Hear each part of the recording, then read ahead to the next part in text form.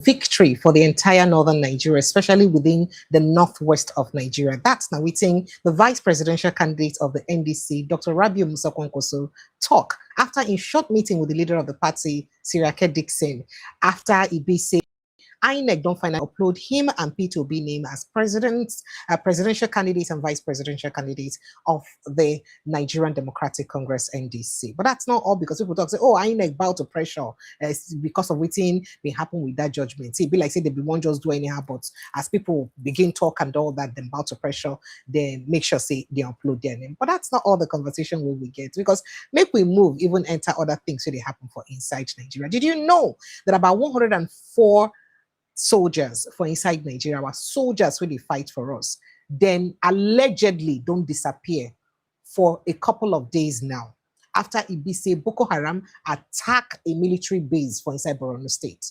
Those soldiers then disappear together with their rifle with the Ibise then they use. Now, they unknown waiting exactly they go on, but we go dig into that conversation. How all soldiers of country go disappear, 104 of them in that large number, where then go they?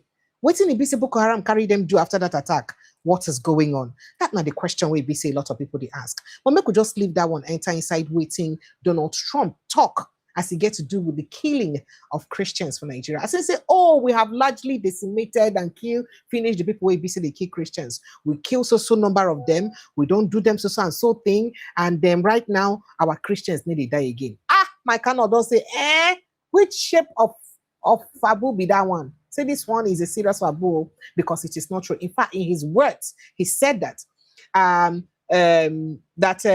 President Trump's statement over the weekend declaring that the United States has largely ended the slaughter of great Christian populations in Nigeria is alarming, it's dangerous, and it is patently false. That is now live from the pit of hell. Then waiting this one come in, if you be say the president of the United States of America go fit by that kind of lie, if you be saying a lie, then lie to them. Waiting happen to the intelligence of a whole big nation like US, where they go fit fall for that kind of lie. Well, I don't know. All of these issues and more now be say we get to talk about today. That one no finish because our first lady don't reply on her. At least when I go fit the shame, I'm no way she don't reply on her. Plus including say that the GO don't also, in fact, should be for those of us who say, no, not be that the GO thought evidence full grant. I go bring on the evidence. He don't even get prophecy. Say God revealed to him how the people then when they kidnap for your state, how they will use release or the process, how they come. We could just take a little break. When we come back, we will discuss all of these issues and more. After the break, stay with us. This is now Updated Precious. Welcome.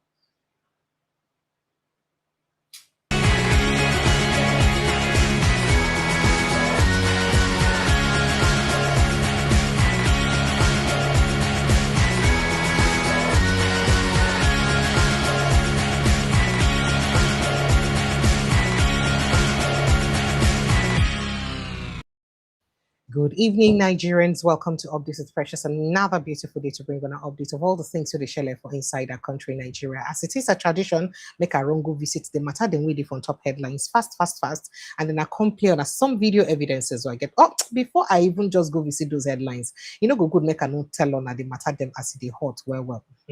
Remember, say I tell on say our first lady don't reply. Those of on are waiting, say on go fit, they talk to the first lady anyhow. In fact, here what she talk about those empowerment. 50,000 naira. Now they give to empower women to start com business and akara business and other businesses. You think you can shame our first lady? Hear what she had to say about it.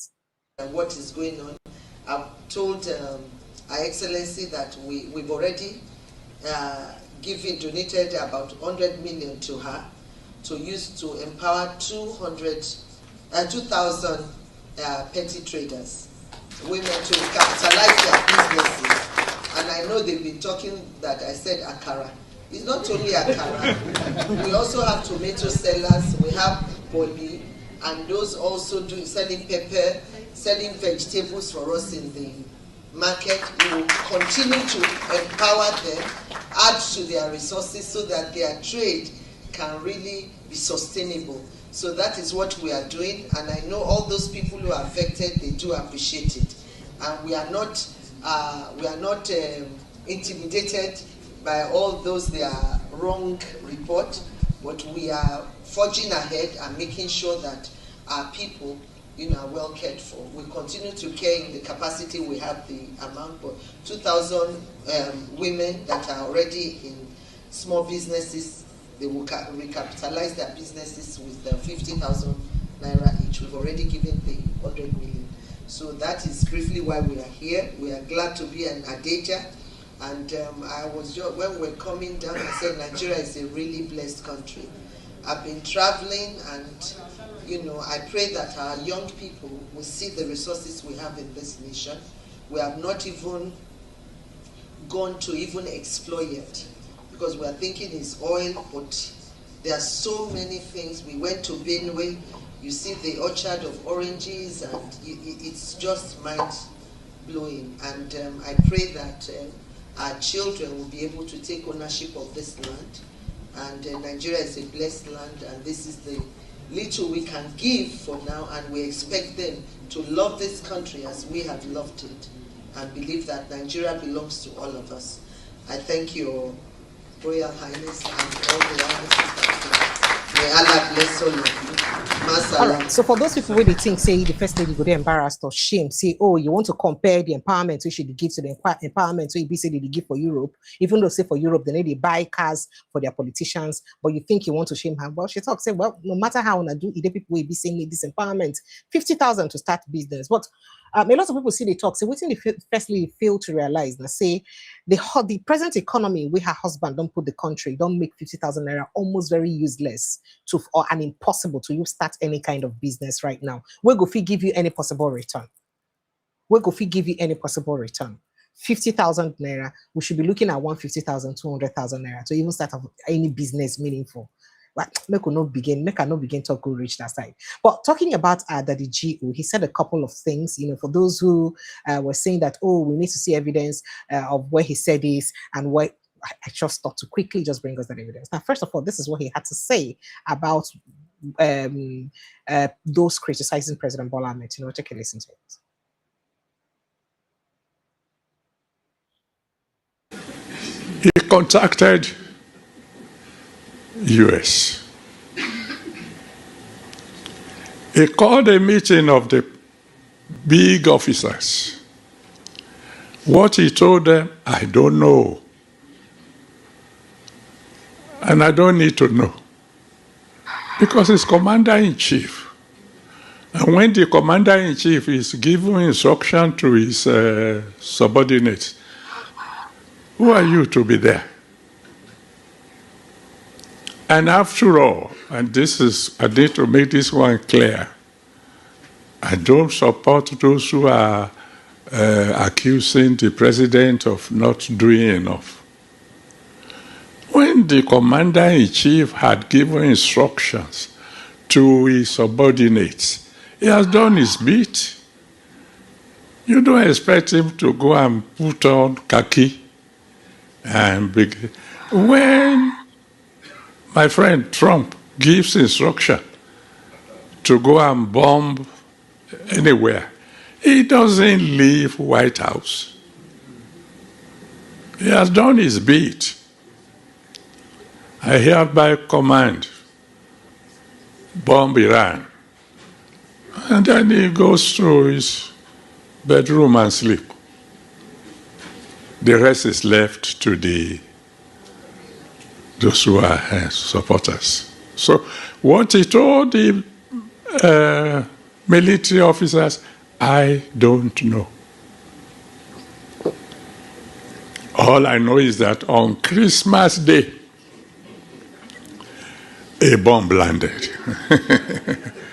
Maybe just to let us know. I mean what I'm saying. But then, of course, the Iran war came in. And I think he's still busy dealing with that.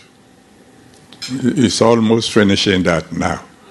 So thank you that you asked us to meet tonight. So yeah, you heard it. For those criticizing the man of God for what he said, even though a lot of people say there is a lot wrong with that statement. First of all, why the laughter after the Christmas Day bombing? and all that. And then, secondly, did Donald Trump, or does he actually always go back to his bedroom to sleep after giving instructions? We see the statements when he make after Maduro issue, how he watched the process. We also don't see him talk about watching the process of how they do that Christmas Day bombing. We're making it as sweet, swift. So I don't understand when you say go to bed, like you're so sure that he gives instruction and go to bed. You don't know the drama that plays out. You don't know how they watch the execution of such instructions or such order. Well, I don't know. Maybe we just go straight, go give on a headline of other things. So we'll come back to this conversation. So that I open the phone line earlier for us. So at least I opened a phone line about 1 hour, 30 minutes earlier so that we'll have extensive time to talk on the show today. Now, US Supreme Court rejects Trump's attempt to end birthright citizenship. So that thing must still work for Donald Trump. So for those that might on the fly say, oh, we can never get into US again and all that. Well, I'm sorry, you can now go and birth your child there. However, in new stringent visa policies will still make them impossible for some people to enter with pregnancy at all, since it be say the court no agree for him. So you see where law works, even though he wants it. See the judiciary tilting towards or dancing on his mandate. No, they made sure they did what they felt was right for the country. This is where law works, and this is where you have democracy. Well, 2027, Northwest fully focused on victory. Kwankwaso briefs Dickson. Say in the make sure, say Northwest, they fully focused on victory for 2027. 2027, court introduces new rules for pre-election cases.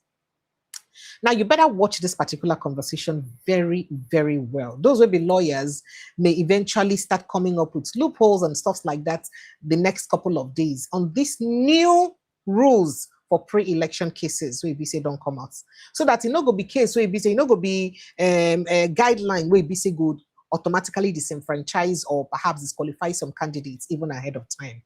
Now, waiting people they talk with that one. So it good make it be say anything will be say happen this period. When people just not take them with a pinch of salt, make them pay attention, keen attention to them, because people they talk say we're not supposed to just take anything like that. We'll hook, line, and sinker from inside this country. But moving on, 2027, Governor Sule presents INEC nomination form to APC National Assembly candidates in Nasarawa State. And then Oshun Guba make fight against vote buying major focus. INEC to journalists. I don't want to leave us, Joe. When I go to talk INEC, like say, okay, let me keep quiet. All right, moving on. 2027, opposition party members form coalition to support ABGA reps candidates in Anambra State. And then INEC, 7 days after IGP yet to acknowledge petition to probe Ayaun Mohammed. Factional PDP talk this one. See, 7 days after they don't send petition to IGP, they never see probe Ayaun. But if not the other way around now, the probe feed don't start. 2027, group slams Ayeda Tiwa's appointment for undermining APC leadership over National Assembly lists. And then let's see what we have here. Discos rake in 203.6 billion naira from electricity consumers in April. That is not the money where they make from us in April alone.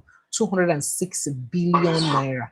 206 billion naira in 1 month. Okay, awesome, right? So no go talk say we need to make money for this country. Government borrowing, not immoral. Finance Minister Oyedele and I talked this one. Now, talking about this borrowing, I came across this financial, I don't know if it's the financial analysts analysis of the latest borrow one I go borrow from UAE. And I thought that I should, play it for you guys to hear. Later on, I will do that. But let's just go on with the headlines very quickly because that's what consumes our time usually on this show.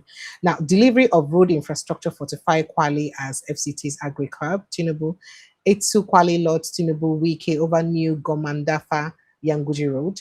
And then Atiku sympathizes with Lagos residents over devastating floods. Loan petition NBA, LON petition NBA, NBA president over Kano branch election dispute. And then FG plans to scrap JSS SSS separation policy. So that JSS SSS, so make everything be together. Now, footmen as students shot campus over alleged robbery, killing, rising insecurity. And then 18 Sokoto travelers killed in Kebbi Road crash. while returning from Lagos. And then Nigerian man arraigned for allegedly defrauding Australian investor of $8.4 million and 3.6 million US dollars. Sad. Gunmen storm mining site, gunned down 3 workers in Plateau State, and housewife arrested for allegedly slashing husband's throat while asleep in Katsina State. Let's move on to other issues very quickly. Thousands flee South Africa as anti-immigrant deadline sparks nationwide protests. Not be small thing no, really happen for South Africa. No be small thing. In fact, now so they don't they enter inside indigens, their what they call them, their houses, their shops, they loot their belongings, and it's such a nice saw in South Africa right now. And the fact say the president of the country they do like say in no the support waiting they happen, but at the same time in the support waiting to happen. Like he's just trying to find the balance and to play safe. And people are saying that why all of it? Because if we see those very gory and I don't know how to put it, sad pictures coming from South Africa, you just feel sorry for immigrants. First of all, I'll show you as in troop out in their numbers to use for show immigrants. Watch them.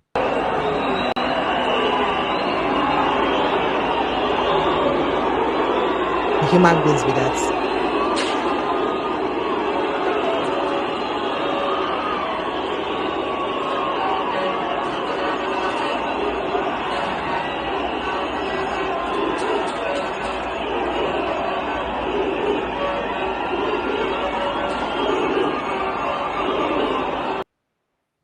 And then that's what followed was looting of properties of immigrants.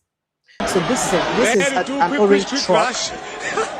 They just a thief where they offload and from an immigrant shop. And an orange where they get offload from an immigrant shop. You can imagine. They're just looting it.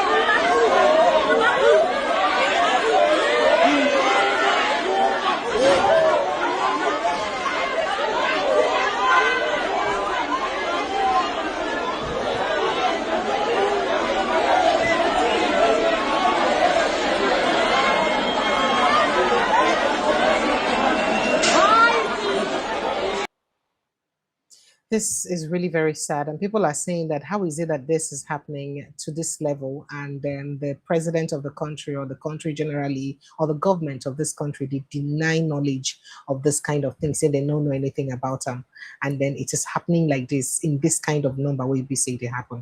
It's such a pity, but unfortunately it is what it is. Now some people are even blaming the presidents for even having a meeting with the anti-immigrant protesters. So that's it there. He had a meeting with them earlier. I just thought to play that very quickly. He had a meeting with them earlier, and people are saying that, but I thought he wasn't even having a handshake after that meeting with them, you know. So, and that's it.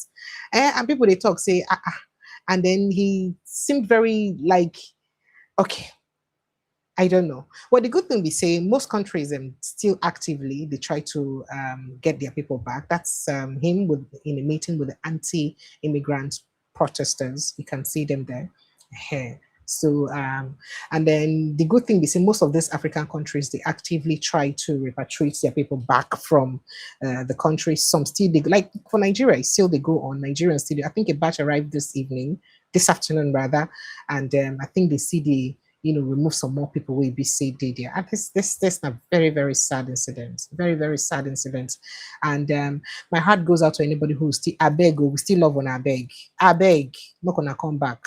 If it comes to that, please, honestly speaking, we cannot afford to lose you guys, no matter what. Abeg, not gonna just come all day here, struggle them together.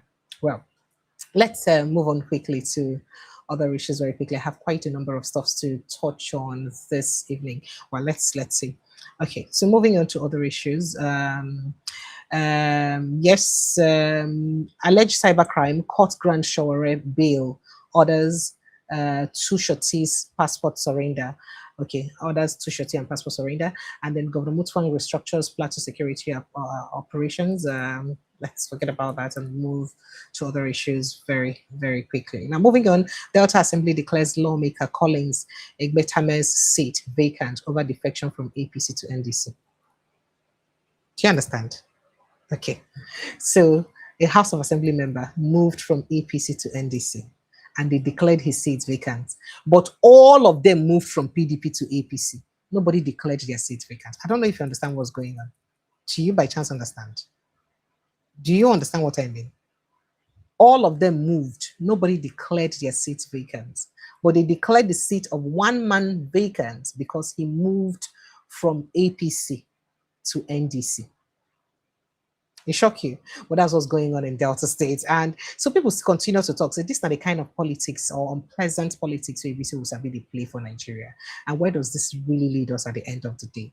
Why ABC them way do them? They don't see the need to even disqualify themselves in the first place for doing what they did. for also ensuring say for what they do to leave the PDP, go to another political party. Why be saying and one another person leave them to another political party? Now be say then go talk. Well, before I get back to other issues, okay, yeah, let's just visit other issues quickly. Now, Borno school attack: 36 students, staff remain in terrorist captivity after abduction during NECO exam in Lassa. 36 students and teachers. Terrorists turn school into hideouts as insecurity crisis worsens in northwest Nigeria.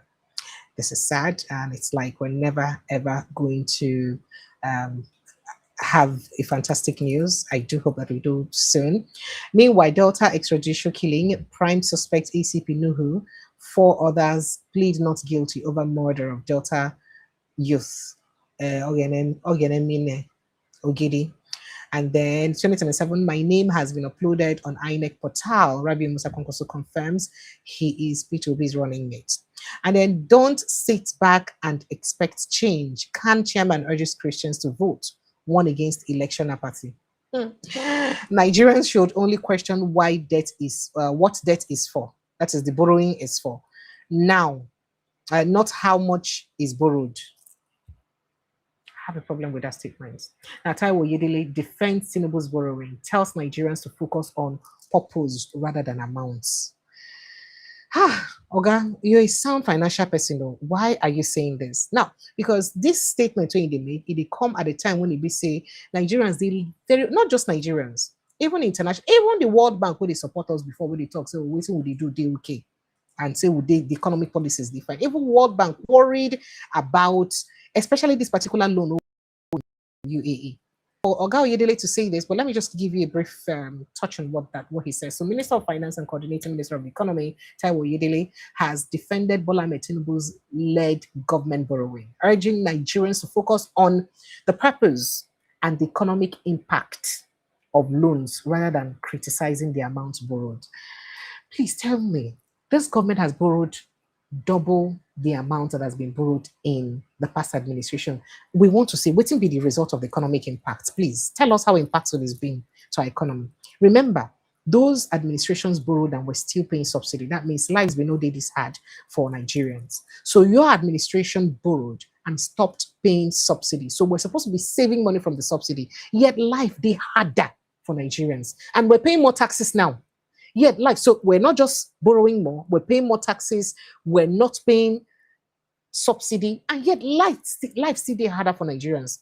So how do you tell Nigerians this? Well, Oyedele made this remark today in Abuja while delivering an inaugural lecture, whatever it is.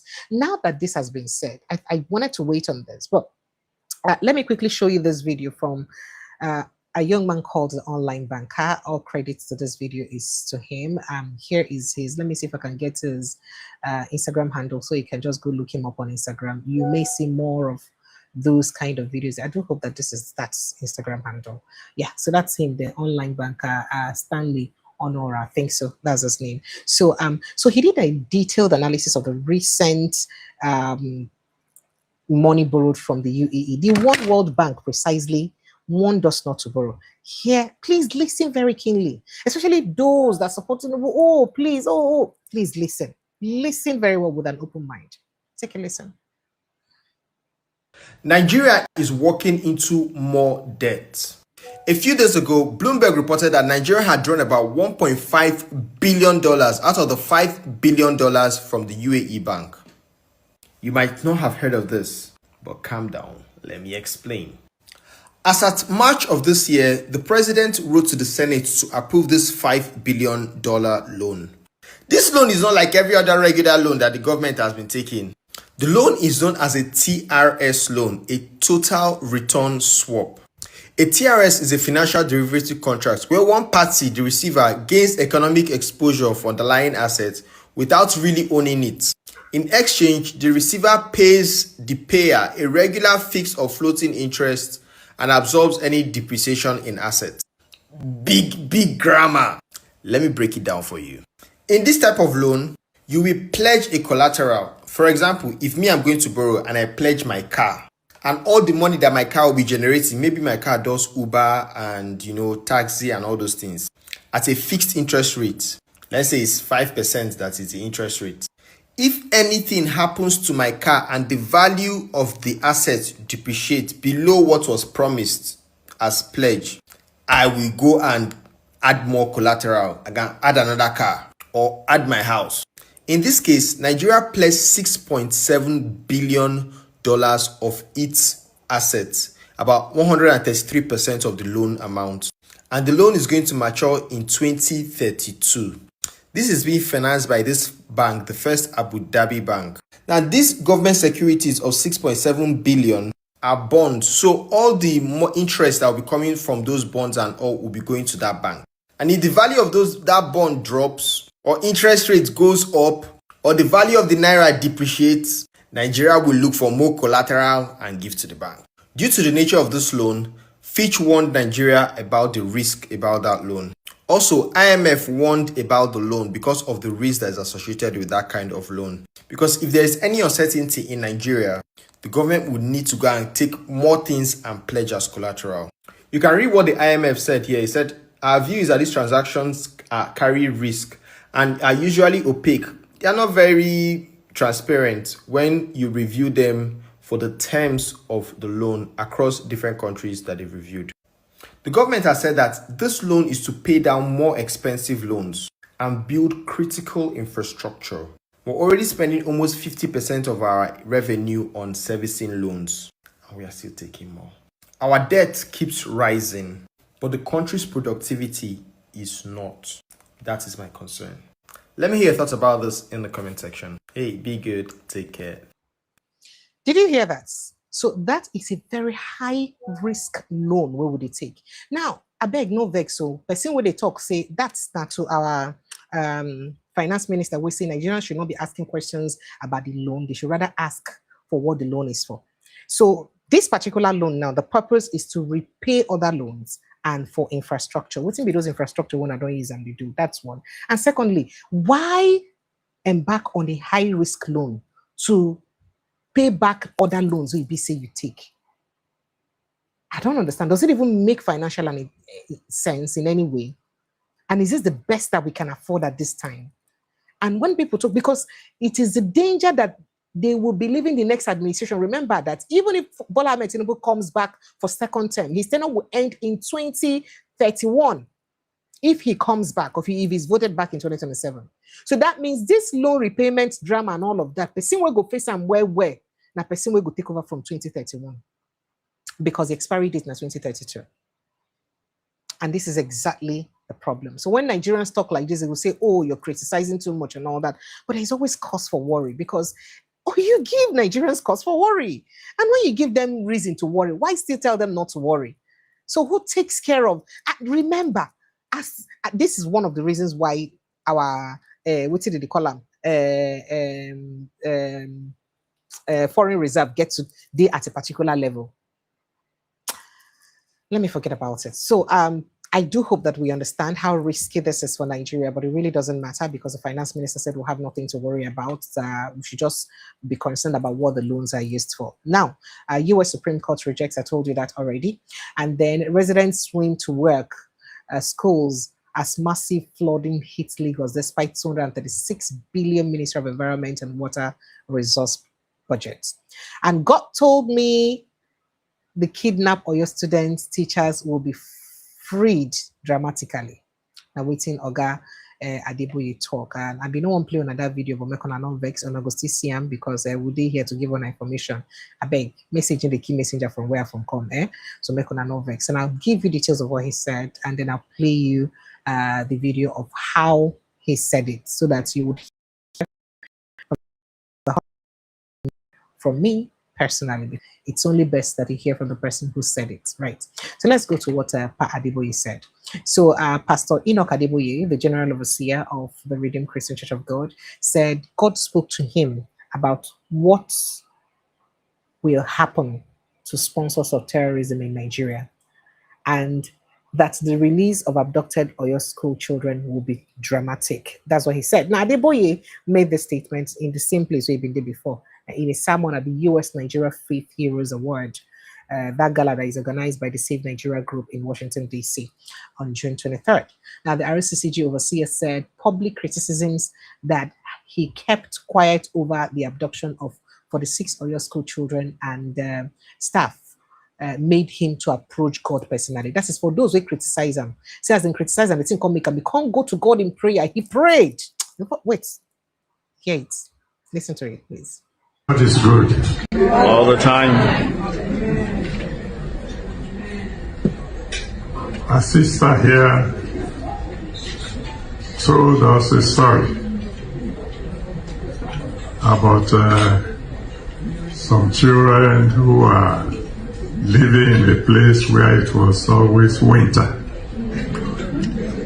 and they kept on saying, who was it that was moving? Aslan. Aslan. Okay. That story is prophetic because God is moving in Nigeria. Amen.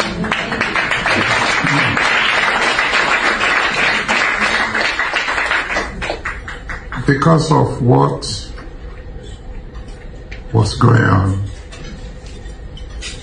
when the pain became almost unbearable. And some people were accusing me of being quiet at a time when I should be talking. I was compelled to cry unto God because we have been fasting, we have been praying for a particular group of school children that were captured, and the kidnappers felt that the government was not reacting fast enough to give them the money they asked for. They slaughtered their teacher and showed the video to the rest of the world. And then some people began to speak, challenging those of us who said we have been praying. They said, you have fasted, you have prayed. Where is your God?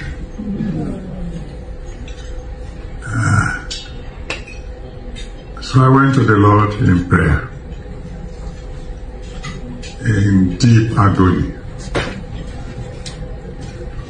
So I said, Father, you've had them.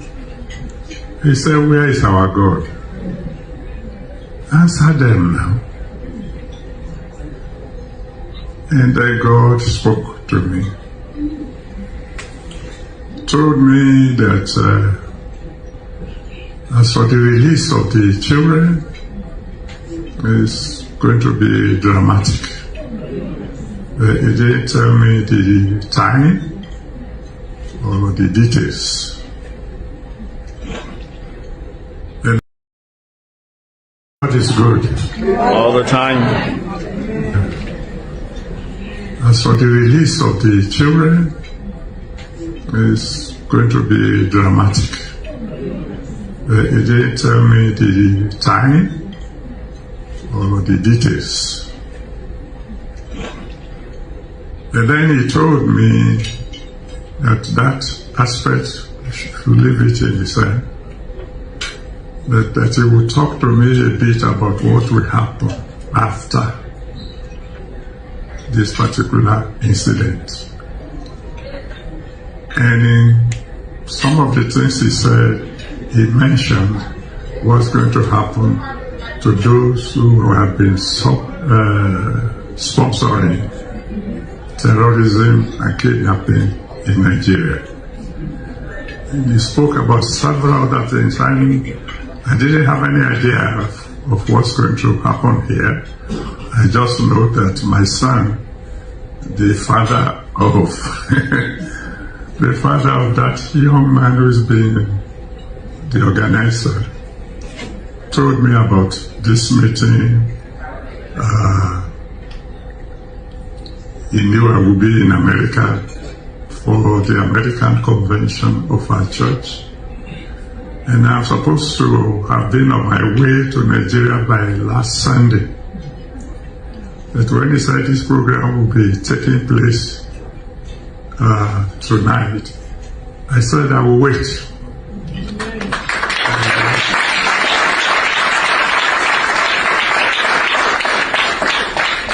So if I disappear before the program is over, it's because another assignment is waiting and it's not in America. All right, so I just thought you should hear what he said and what God told him about the release of the children, so that when I go fit understand exactly within in talk. Okay, let's move on to other issues very quickly. So moving on, 2027. So Peter Obi don't raise controversy, and people don't, they say, Peter, the son of Maziobi, oh, what do you want? What are you pushing? It's not like that in your pushing can even succeed or make any headway in Nigeria anyway. But why push in the first place? So the presidential candidates of the Nigerian Democratic Congress NDC for the 2027 general election, Mr. Peter Obi, has called on the Independent National Electoral Commission (INEC) to publicly polish the academic certificate and credentials submitted by every candidate seeking elective office, saying greater transparency would strengthen public confidence in Nigeria's electoral process. That is, anybody will be say one contest election for this 2027, as they publish the names of candidates, publish their credentials, it is good, because if we dey transparent, it will strengthen our democracy. Yimu, when I see INEC go fit do that kind of thing. But why is Peter Obi doing this particular thing? Does he have anybody in mind at all? What's going on? Is he trying to throw stones to somebody's glass house, or would the glass house now be his own glass house? I don't understand. He said quite more, but make I just leave on like that. Make I just leave on there. Now, moving on to other issues very quickly. Tinubu awards newly approved Sokoto Badagry highway construction contract that is worth 1.7 trillion naira to convicted money launderer and ally Gilbert Chagori. Not be me right hand, that's what they put up on the headline. They're saying they convicted, and my hand pointing inside.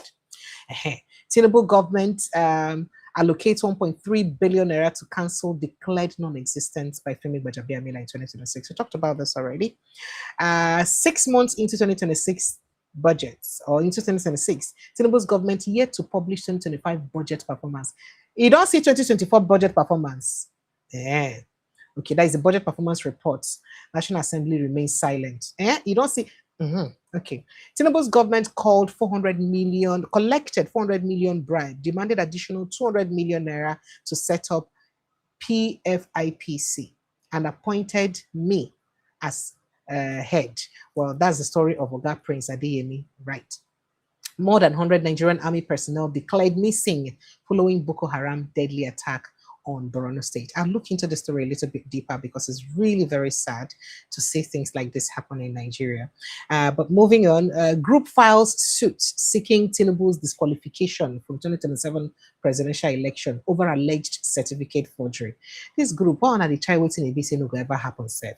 So, the Center for Reform and Public Advocacy has filed a lawsuit against President Bola Ahmed Tinubu at the Federal High Court in Kano, seeking his disqualification from the 2027 presidential election over allegations of certificate forgery. Now, in the suit, the group alleges that Tinubu submitted forged academic credentials from Chicago State University and fake NYC discharge certificates to INEC during the 2023 presidential election. So they say because of that one, made them probe him and made them disqualify him. Can that even happen? And then I did tell you that INEC has uploaded Peter Obi's name to its portal. Meanwhile, we will not allow desperation to destroy democracy. Seriake Dickson declares as NDC files appeal against court ruling. So NDC don't officially file the appeal. Oyo attack, Akpabio-led Senate took less than 24 hours to approve Tinubu's 6 billion naira loan request, but 46 school children and staff have spent 984 hours in Boko Haram terrorist captivity. That is good Boko Haram terrorists. And so civil society talk be this. And the xenophobia attacks where they go on to. But let me quickly let you in on that. Let me see, I was looking for that case, but let's look at other headlines before I go to that case. So looking at other headlines very quickly, appeal court gives University of Ibadan 48 hours to settle graduation prolonged disputes with master students. And then Nigerian government charges 5 ex-employees of Tinubu-linked Alpha Beta over report of alleged corruption at company. So why not government they charge them to court? Person we okay. Workers allege multiple deaths amid unsafe conditions. Cover up at the CCECC project inside Lagos airports. Make a look at that. We'll just take a little bit of that story very quickly. So, according, fresh allegations have emerged over working conditions at the ongoing China Civil Engineering Construction Corporation, CCECC, project at the Murtala Mohammed International Airport.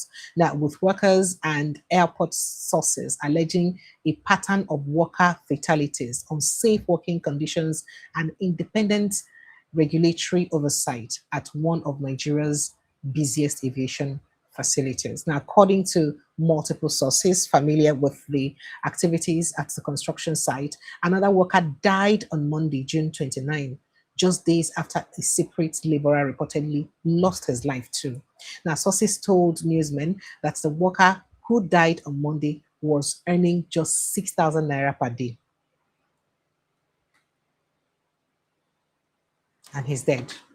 Now, workers and airport stakeholders also allege that another laborer was electrocuted on Friday, June 26, while carrying out construction work inside the International Terminal 2 of the airport. Now, according to the stakeholders, officials of the Federal Airport Authority FAN witnessed the fatal electrocution. Now, they further allege that the incident occurred after Chinese nationals working for CCECC illegally tapped electricity from International Terminal 2 without notifying other workers at the relevant airport authorities. Now, the stakeholders claimed there was no approved power supply, as it were, at the section of the construction site where the CCECC workers were operating, insisting that the fatal electrocution was entirely preventable. So who takes responsibility? If this happened in another country by a Nigerian contractor, will it be condoned? That's a question many are asking. Now, let's move on. Nigerian government charges, I think I told you this already. Let's see what we have here. Nigeria arraigned, police arrest kidnapping syndicate blamed for terrorizing communities in Nigeria's capital territory, Abuja. And then Lagos police arrest 5 suspected cultists, seizes 500 SIM cards and weapons. EFCC soft removal of Justice Umaru, who is handling Shore's trial from terrorism financing case over bias concerns. And let's see what we have here. Okay. No force on earth can stop this revolution, Shore maintained as he was granted bail today. 2 bandits killed as residents vigilantes repel attack on Katsina community. Okay, and then there also is that story about 204 Nigerian army officials missing after Ibisi Boko Haram attack their camp. And this is a very, very, very, very, very sad incident. And the thing is that they did not just disappear; they disappeared alongside the what is it? The ammunition, their rifles where BC they use operate.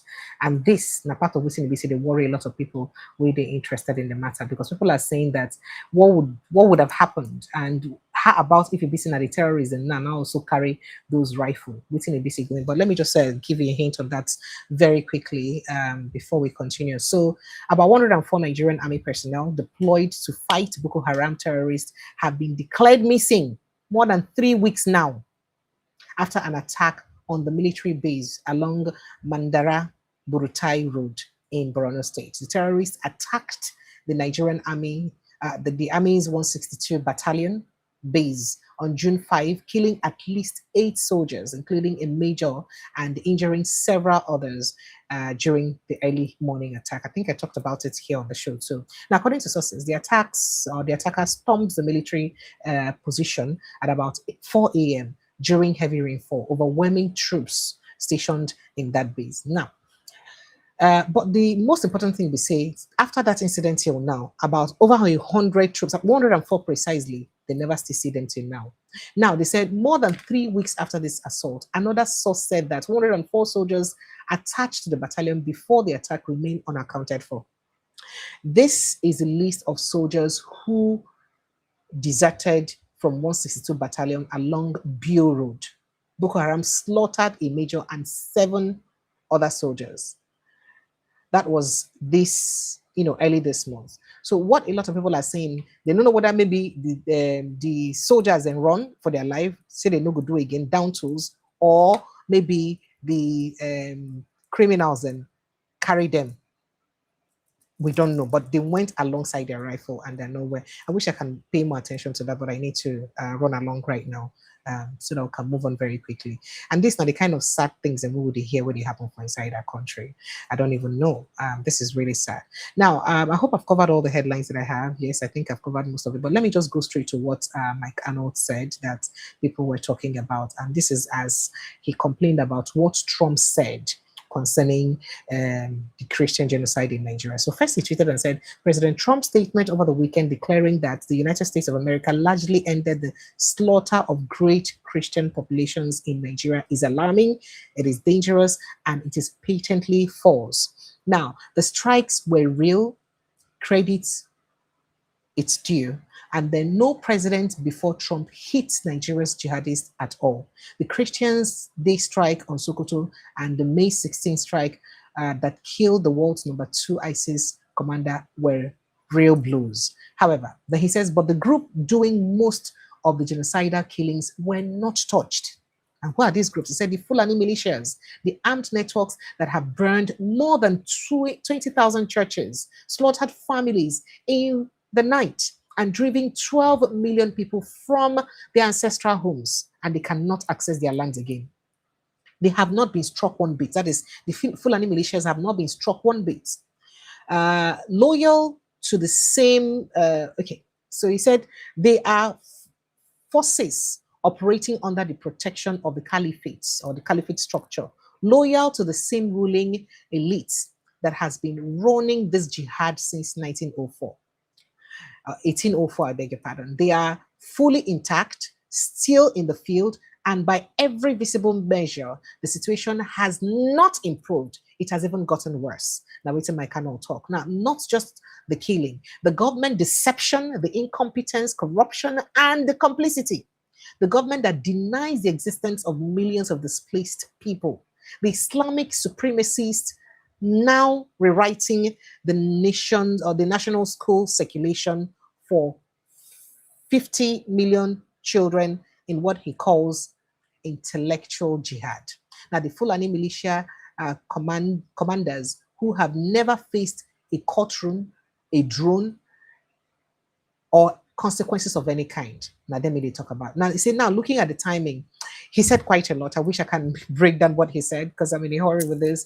And he said a gained up diaspora gala in Washington last week, days before Trump's disturbing pivot, because a de facto Tinubu campaign rally, his people worked the room. The cooperation between the US and Nigerian government was celebrated. Contrary voices were silenced. People wined and dined, gave each other awards to celebrate who knows what in the middle of ongoing genocide. Tinubu's own spokesman was hailed as an honored guest and closed the evening at the microphone with an extended infomercial for the corrupt administration. Days later, President Trump announced the genocide is largely over. That is not a coincidence. That is a play.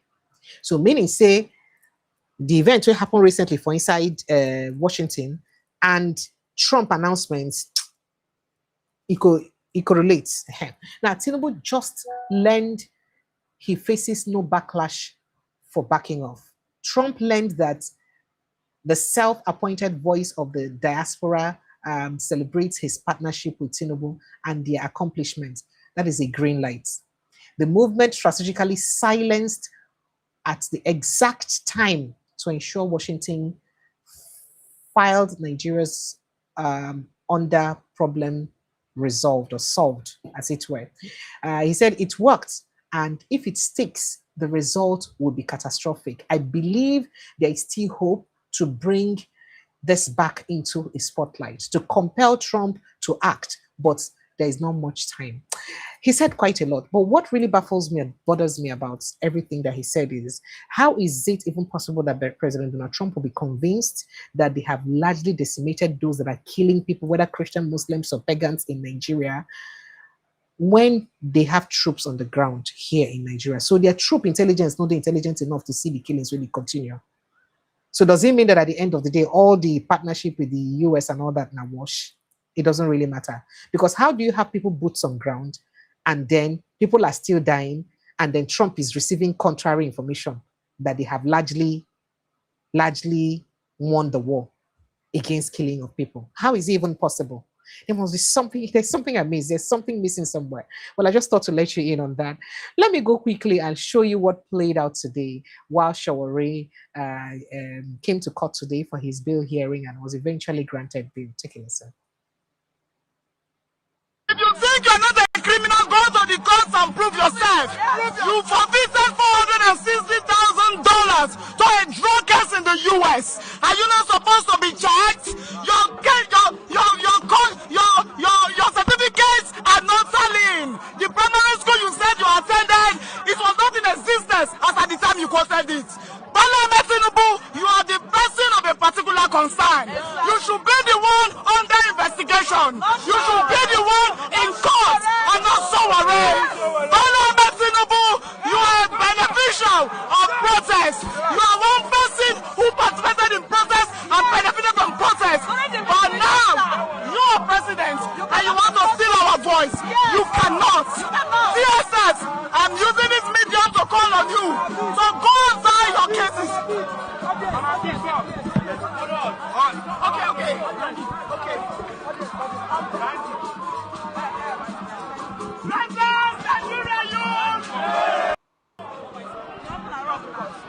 Yeah, some of the sights and sounds from the court today when Ibisi Shawore was arraigned. Let me also show you more of what played out in court today. Take a listen.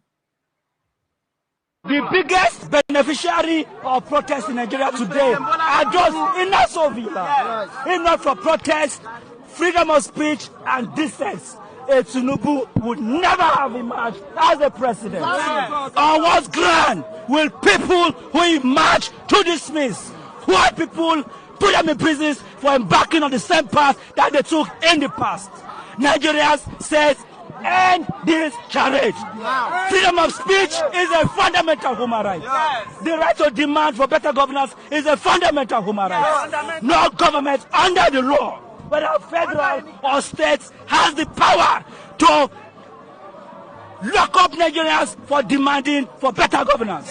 To lock up Nigerians for demanding for better welfare for citizenry. That is all that Showore has done.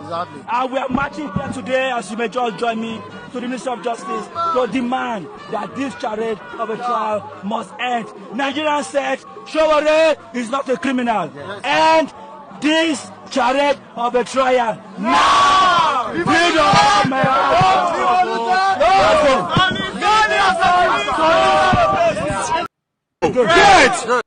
We are not moving until we talk to the Nigerian people. Exactly!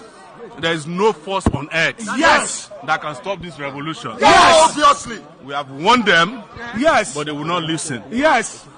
But now it appears a little bit of common sense is returning to them. And as a result, I was granted a fresh bill.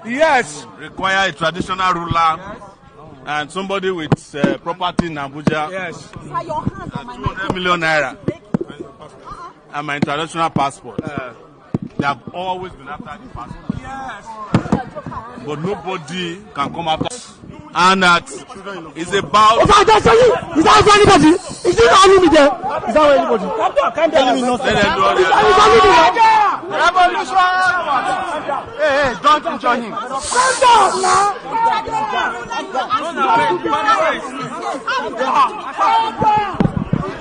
When we get to that bridge, we'll cross it.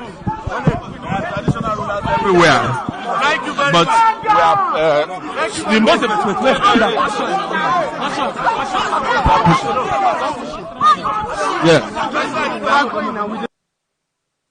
This is really sad. Well, Showore himself also spoke after he's been granted bail and he left the Kuje prison earlier today. Great one. But here again is what some of the protesters said. Take a listen. Every person has intelligence on them.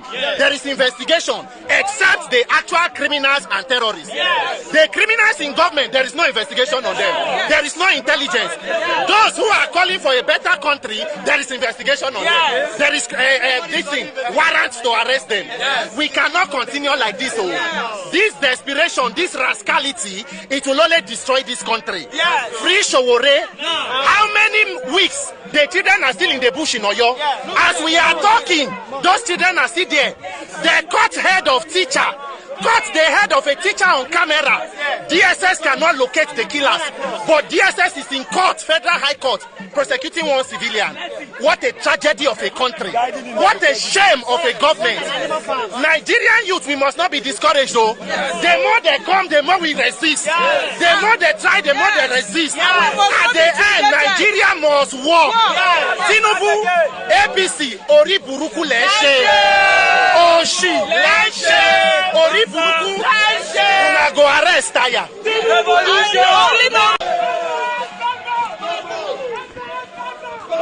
You don't hear that now some of the things we play out earlier today. So I just thought to give you update of that. But moving on to other issues. Remember all of this drama surrounding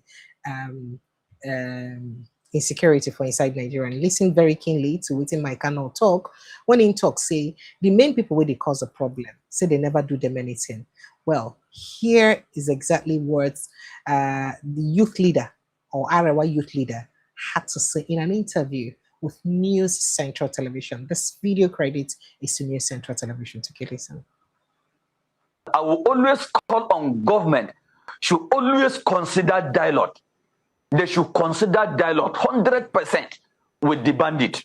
100%. Because government should consider dialoguing with bandits. It will go a long way. They need to look at the root. They should look at the root. They should know and try to check what are the solutions, what are the problems. Okay, let me call your attention, Mr. Depo. I don't know if you have seen what happened in Benue State, whereby a leader of a certain group was killed when he was invited for a peace dialogue. On his way going back home, he was attacked and killed. What will that resolve? Do you know that it's not every Fulani that are terrorists? Do you know that there is it's not even a proper whenever there is a conflict or there is any illegal activities for someone to attack the entire state or entire tribe or entire ethnic groups as terrorists, we still have good Fulanis that are ready to work with the government. We still have good Fulanis that are ready to help the military with tangible information. So I will always use this opportunity to call the attention of military. So military should use such people so that they will help us to end this issue of terrorism or this issue of attack or kidnapping.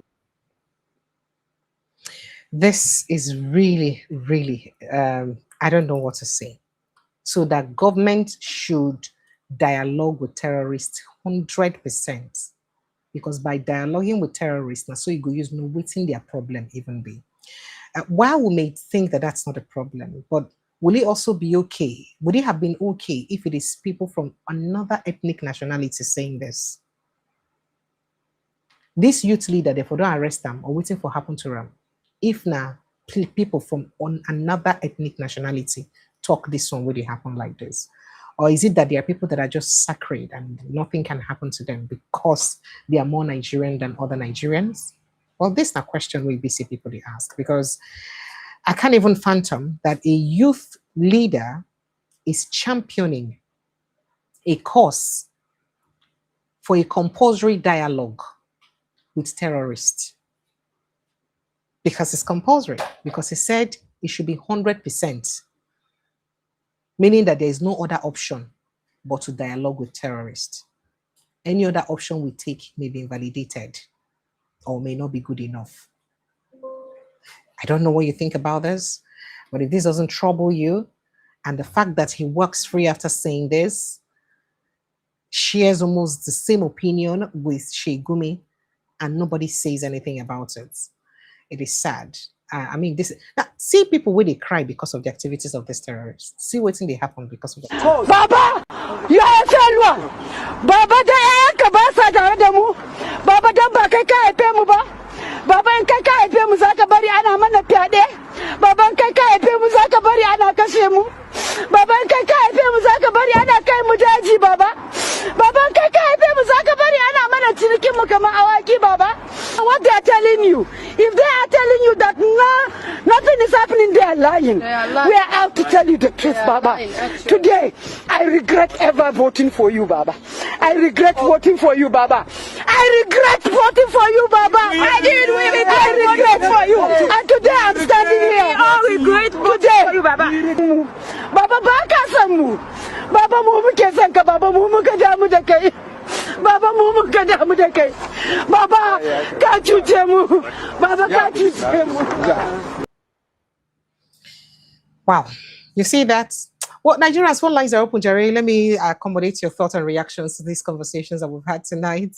I don't think the WhatsApp line is functional tonight, so please just ensure you just join the group and join us on, or you can call the line directly if you can reach the line directly, or you just follow the link on the pin poster to bring you straight into the studio to join us for the conversation we will be say we get tonight. It is sad to see some things we be say they happen for Nigeria. Mr. Hello, good evening. Mr. Hello, good evening. Well, while I wait for you to... Hello, yes, Precious. Good evening. Yes, sir. Good evening. Hello. How are you? I'm good. Though you? That's why they change your name every day, Abi. I don't know. I just now because of where I did, I travel to Japan. Is it on holiday or you work visits? It related to job, Sha. It related to my job. I country. I look forward to visiting Japan soon. I see. I day yes is there. You know what I think of? I think of Nigeria. I say when Nigeria go grow. I better not talk that kind of thing. Not just talk them again. I say when they Japan. Go grow. You know Japan. I say when they. What you say make I talk? What you say make I talk? Precious. Now, why What do you insult say, make Why a- insult I Japan did, to I won't just, compare them you to know, Nigeria poor people? you Now, know, you know wow. what, yeah, you know what, I What? dey see leaders, I dey see people with vision, they project the country to greatness.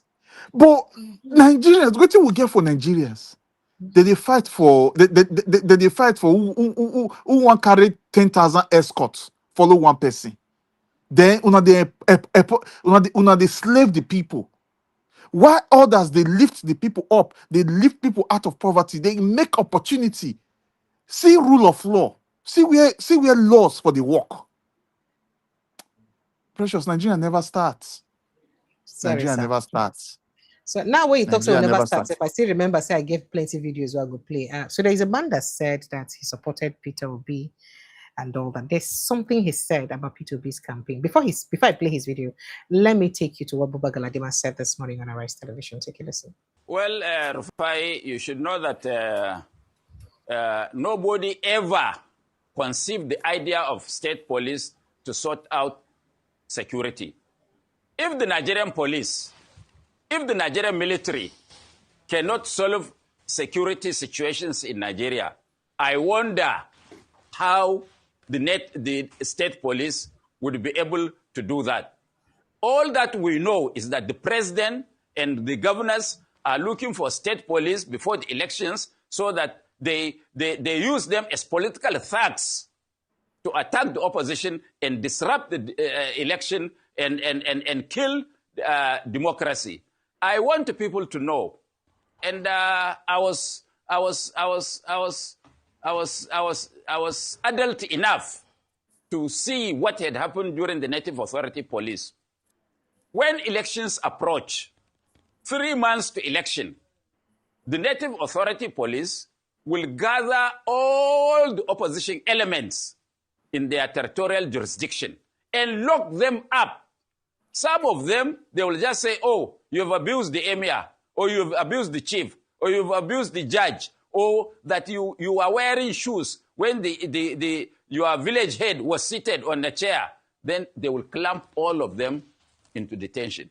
And I want to tell you that most Hausa people that you see all over Africa and all over Nigeria were a spillover of the misuse of the Native Authority Police in states like Kano, Katsina, and in fact, in northern Nigeria.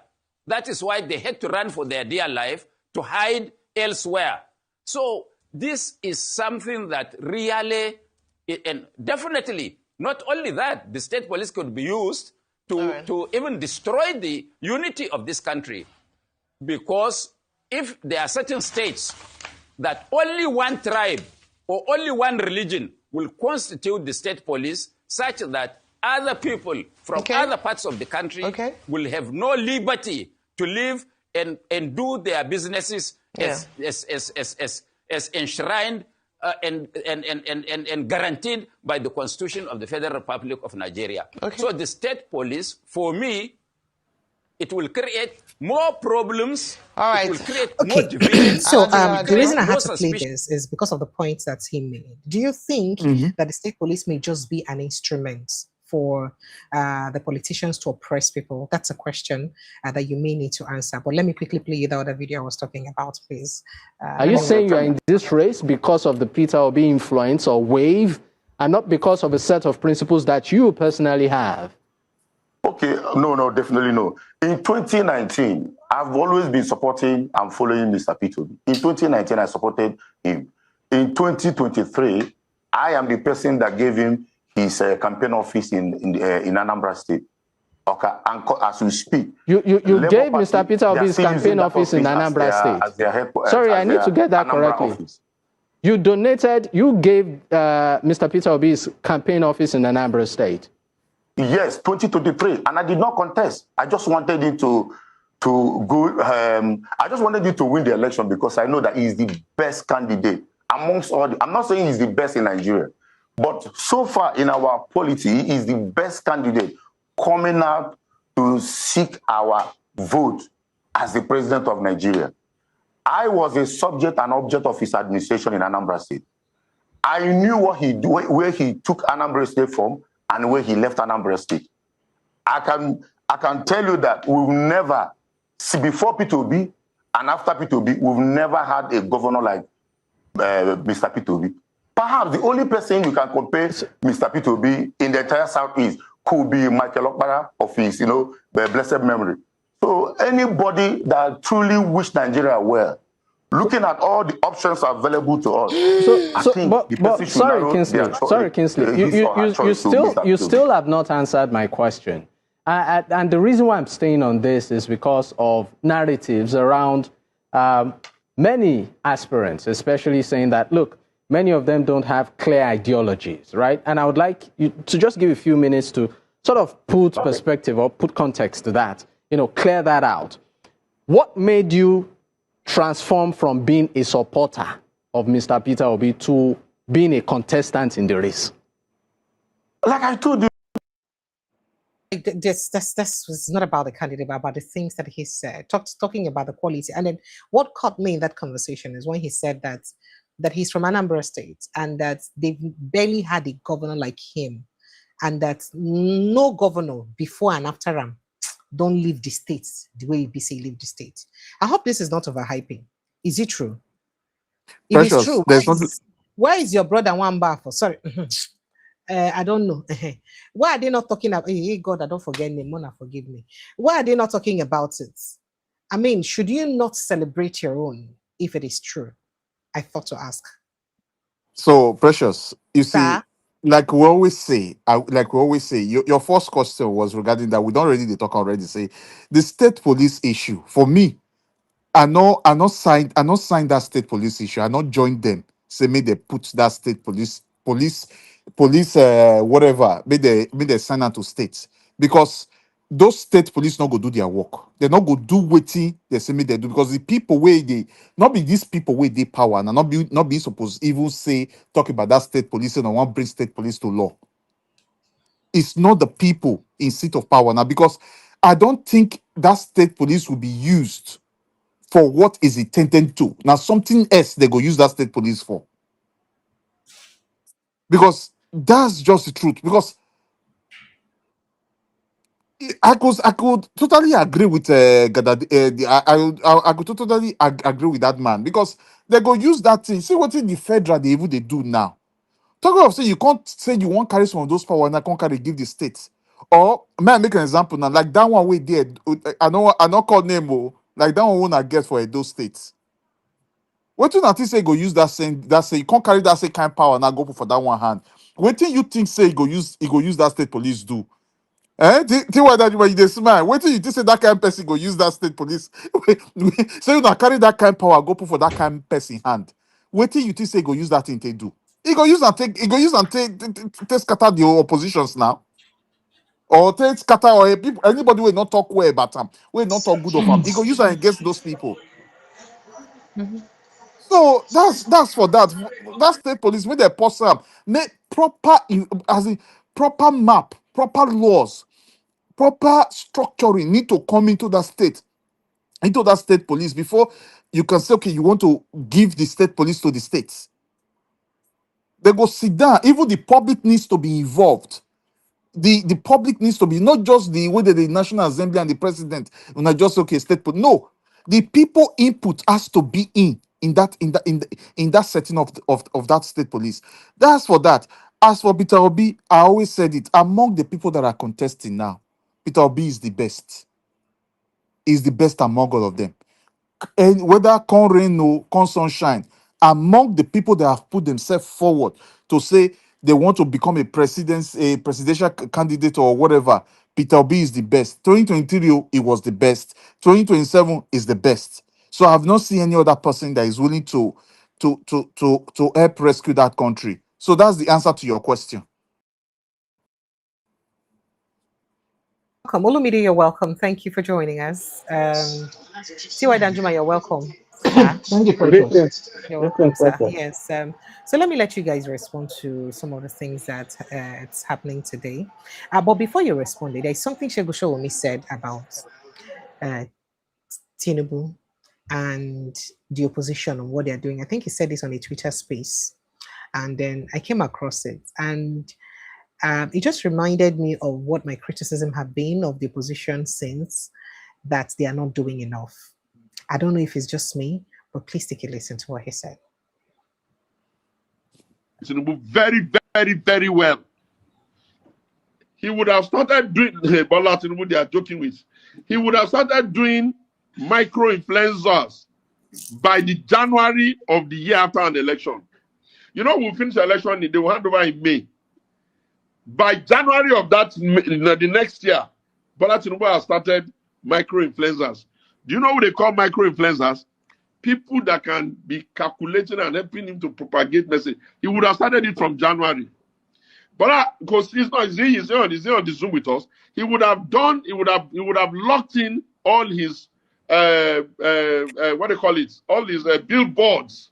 He would have locked in all his gantry. He would have paid for them 18 months before election, where he wants to put his material. Exactly 2 years before election, Asiwaju Bola Ahmed Tinubu would have paid for all his radio content.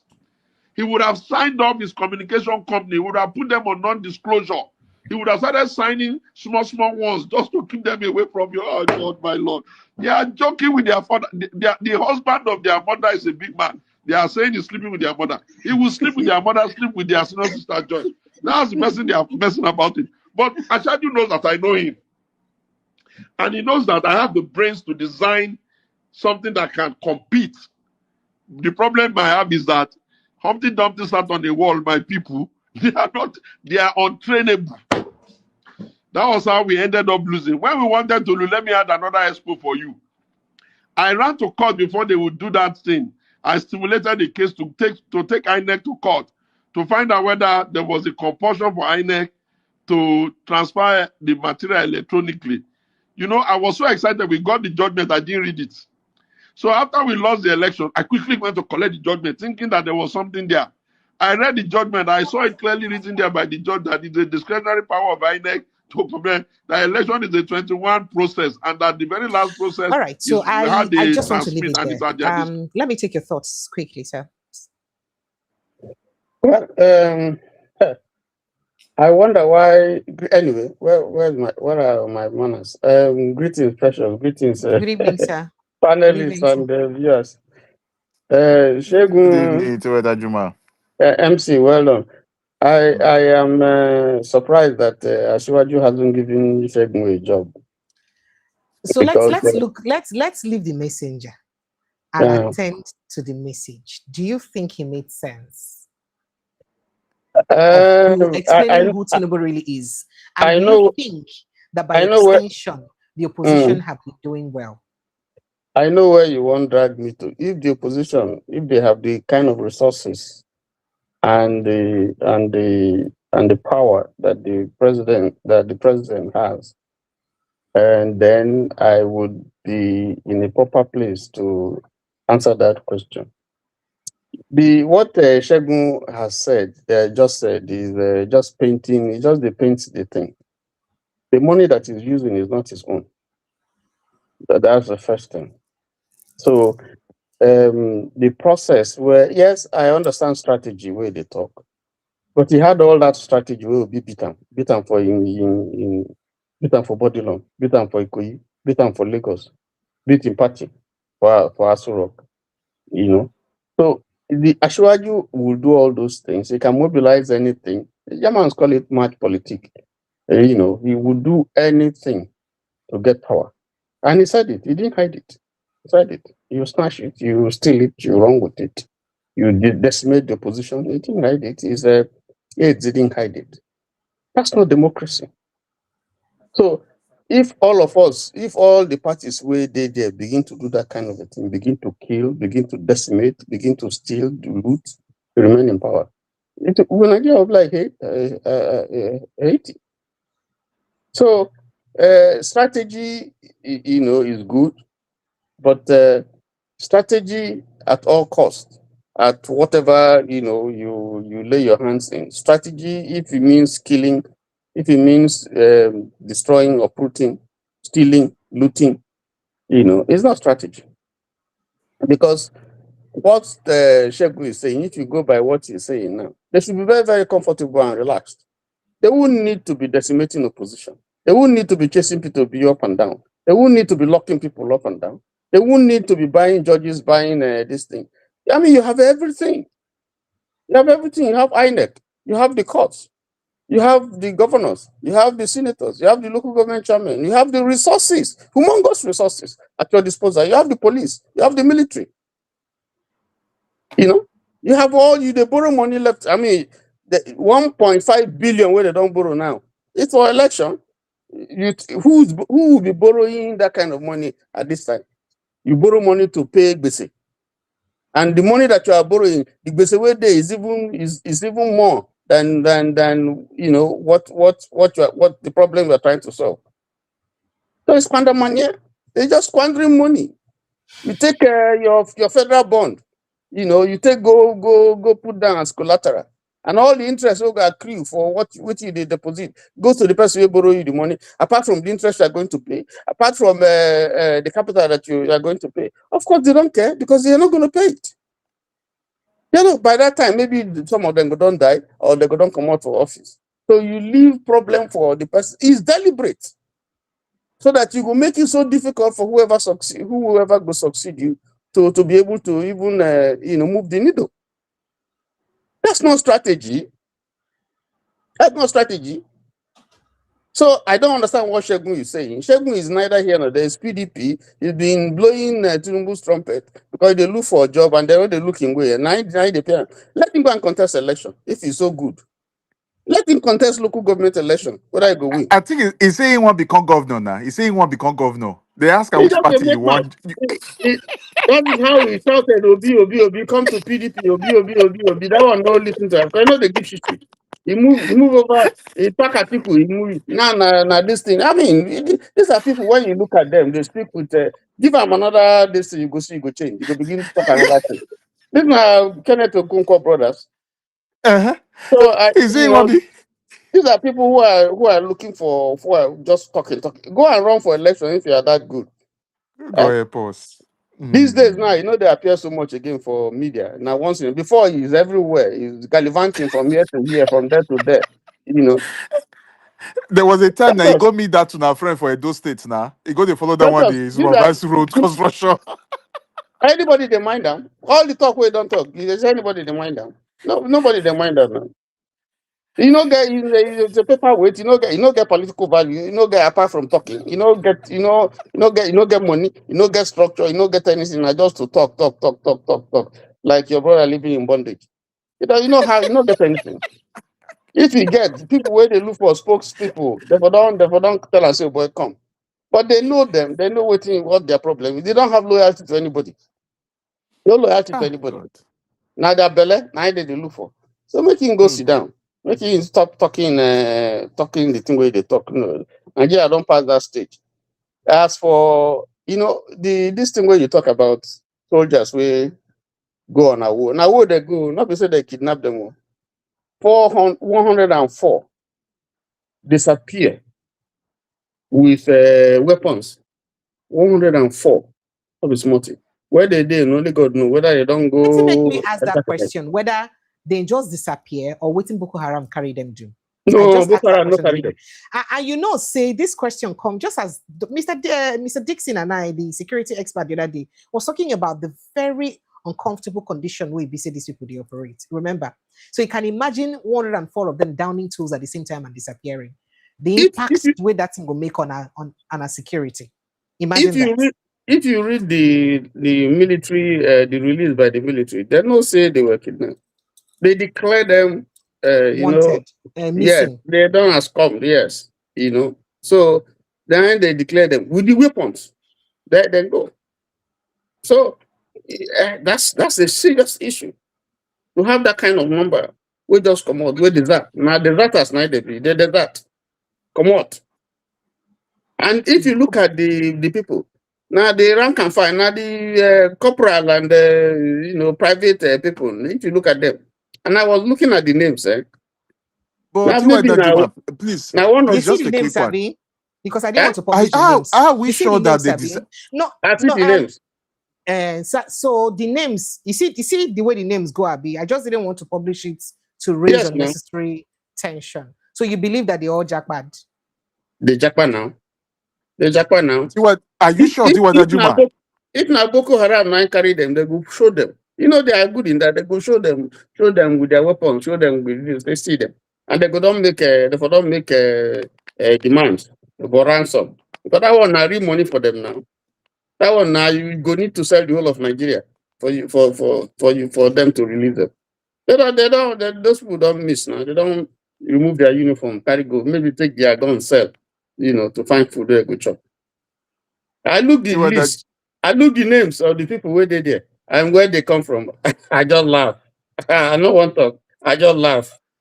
Oh, you sure say they not kidnap them? You sure say they carry they go so? Because No, you never they're can not. tell. You don't say that country get the way it be.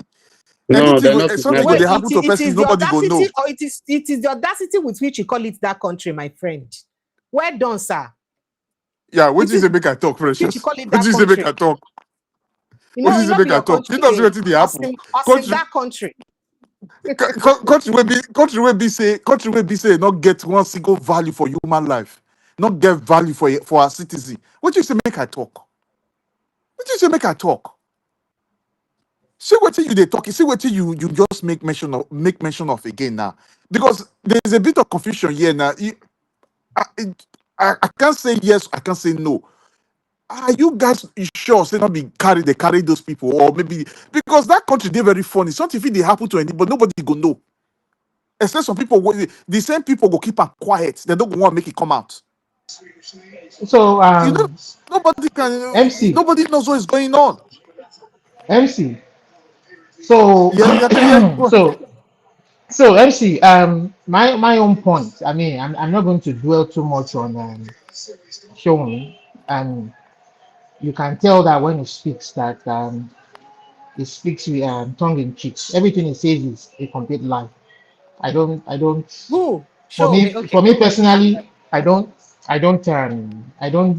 believe every word, every iota of what it says or mentions. You can tell that it's working. It's obviously working. Something is motivating. It's working for his money, and it's just there to give out disinformation and misinformation to people to distort actual reality. But unfortunately, I hope Nigerians will see through those lies of his. But more importantly, MC, I kind of disagree with you on the issue of the state police. I think Nigeria is more than right for that state police. See, you live in a civilized world, you live in a civilized clan. You shouldn't be allowing people like Galadima. All they want is for the status quo to remain, so that they can continue to profit and benefit from it. People like him. Sorry, just a quick one before you continue. Let me respond. Let me land. You won't get the full reason why I disagree with you if I don't land. Let me land. So the reason why I'm saying that is because people like that, even though he's in the opposition, we all know why he's there in the opposition. They are all people are in the opposition for various reasons, because they were steamed out. It belonged to the ruling party before, we know why. But be that as it may, we know that some people would definitely abuse the use of the that state police policing if it comes into effect. Even if Nigeria was a perfect society, laws will be broken. You understand? Laws will still be broken, but it is how you are able to enforce the law that is important to making sure that everybody falls in line. Unfortunately, we are at the point in our country where criminals are leading that country at the moment, and it's difficult to even gauge how effective that law will be. But unfortunately, at the point that we are right now, we need a state police, because the army has failed us, the federal police has failed us, and some of these states, especially some of these states that are being bedeviled by these terrorists, are saying that they want a legal means by which they are able to defend themselves. You understand? Not every state, if they enact that law, and if a state feels that they don't have the resources or the wherewithal, or they don't have the faith that that law will work well for them, they can continue to rely on the federal presence, the federal police and the army. Allow the states that want to enact it and make it work for them. That is what you call the federal system. You don't force your own way of life and culture or the old people, not even in a country like Nigeria where we have over 50 multi-ethnic society. I will give you an example. I'm not going to go to US. I'm not going to go to UK. I'm going to come over here to Canada where both you and me reside. In Canada, we have the federal police, our CNP. In each of the provinces, which is equivalent to the states in Nigeria, we have the provincial police. In the municipalities, which is equivalent to the local governments, we have city polices. We even have vigilante. Majority of the time, the what they coin them for is community volunteers. So let them operate. You understand? You have all these. You have laws guiding the operation of every individual. You understand? Sometimes, even when you see these community volunteers with their cars, you will think that they are policemen. But until you see the title on the vehicle, you know they are just vigilantes. Their job is to collect information and relay it to the state police, to the police authority. Now, if any state, and that Galadima is from a state where they are operating mitzvah police, religious police, and you are telling other people not to operate state police, you understand? No matter how long somebody is going to misuse that law, even in the US, you have people breaking state laws, you have people still wanting to abuse their positions, but there's a rule of law where they get punished. We are just at the point in Nigeria where we need to make sure that, and I hope that we get that process right. That is why we are all clamoring that somebody like Obi can be a party. He may not be the best president, the best man out there, you understand, to be the president of the country. But of all the candidates out there, it seems to be the most reasonable that people want to vote for. Majority of the people want to vote for. You understand? And let's hope that we get it right. That they are able to hold a free and fair election, and there will be a point where we can start afresh and reset the country back again. You understand? Allow true federalism to take place. In Canada, like I was saying before, not every city in Canada has a city police. Not every city. And the rule is that if a city is not, because if you want to start a city police or a provincial police or a local police, you have to be able to fund that policing services yourself, pay their salaries, create job employment. But a city that is not viable and is not able to fund you, they rely on federal or provincial presence. So if they don't want state police and they want to continue to rely on federal and provincial presence, let them do that. On the federal and state, let them do that. But if somebody says, if the state governor says, like maybe like Rivers, like Lagos, like Delta, if they are buoyant enough to create employment, even in the US, you have state bureau of investigation. And TY will bear me witness. You have state bureau of investigation that are independent of the federal bureau of investigation, and the quality of resources they have would even match the federal, where they can conduct their own independent investigation and their standard. That is true federalism. Don't be afraid. Let them, no matter how long they abuse, they will surely one day they must give account for what they've done when they leave office. Okay, can I respond to you now? Yeah, go ahead. Okay, so the reason for me, I am not against the state police, but not the current people on power now, not the current people on those seats.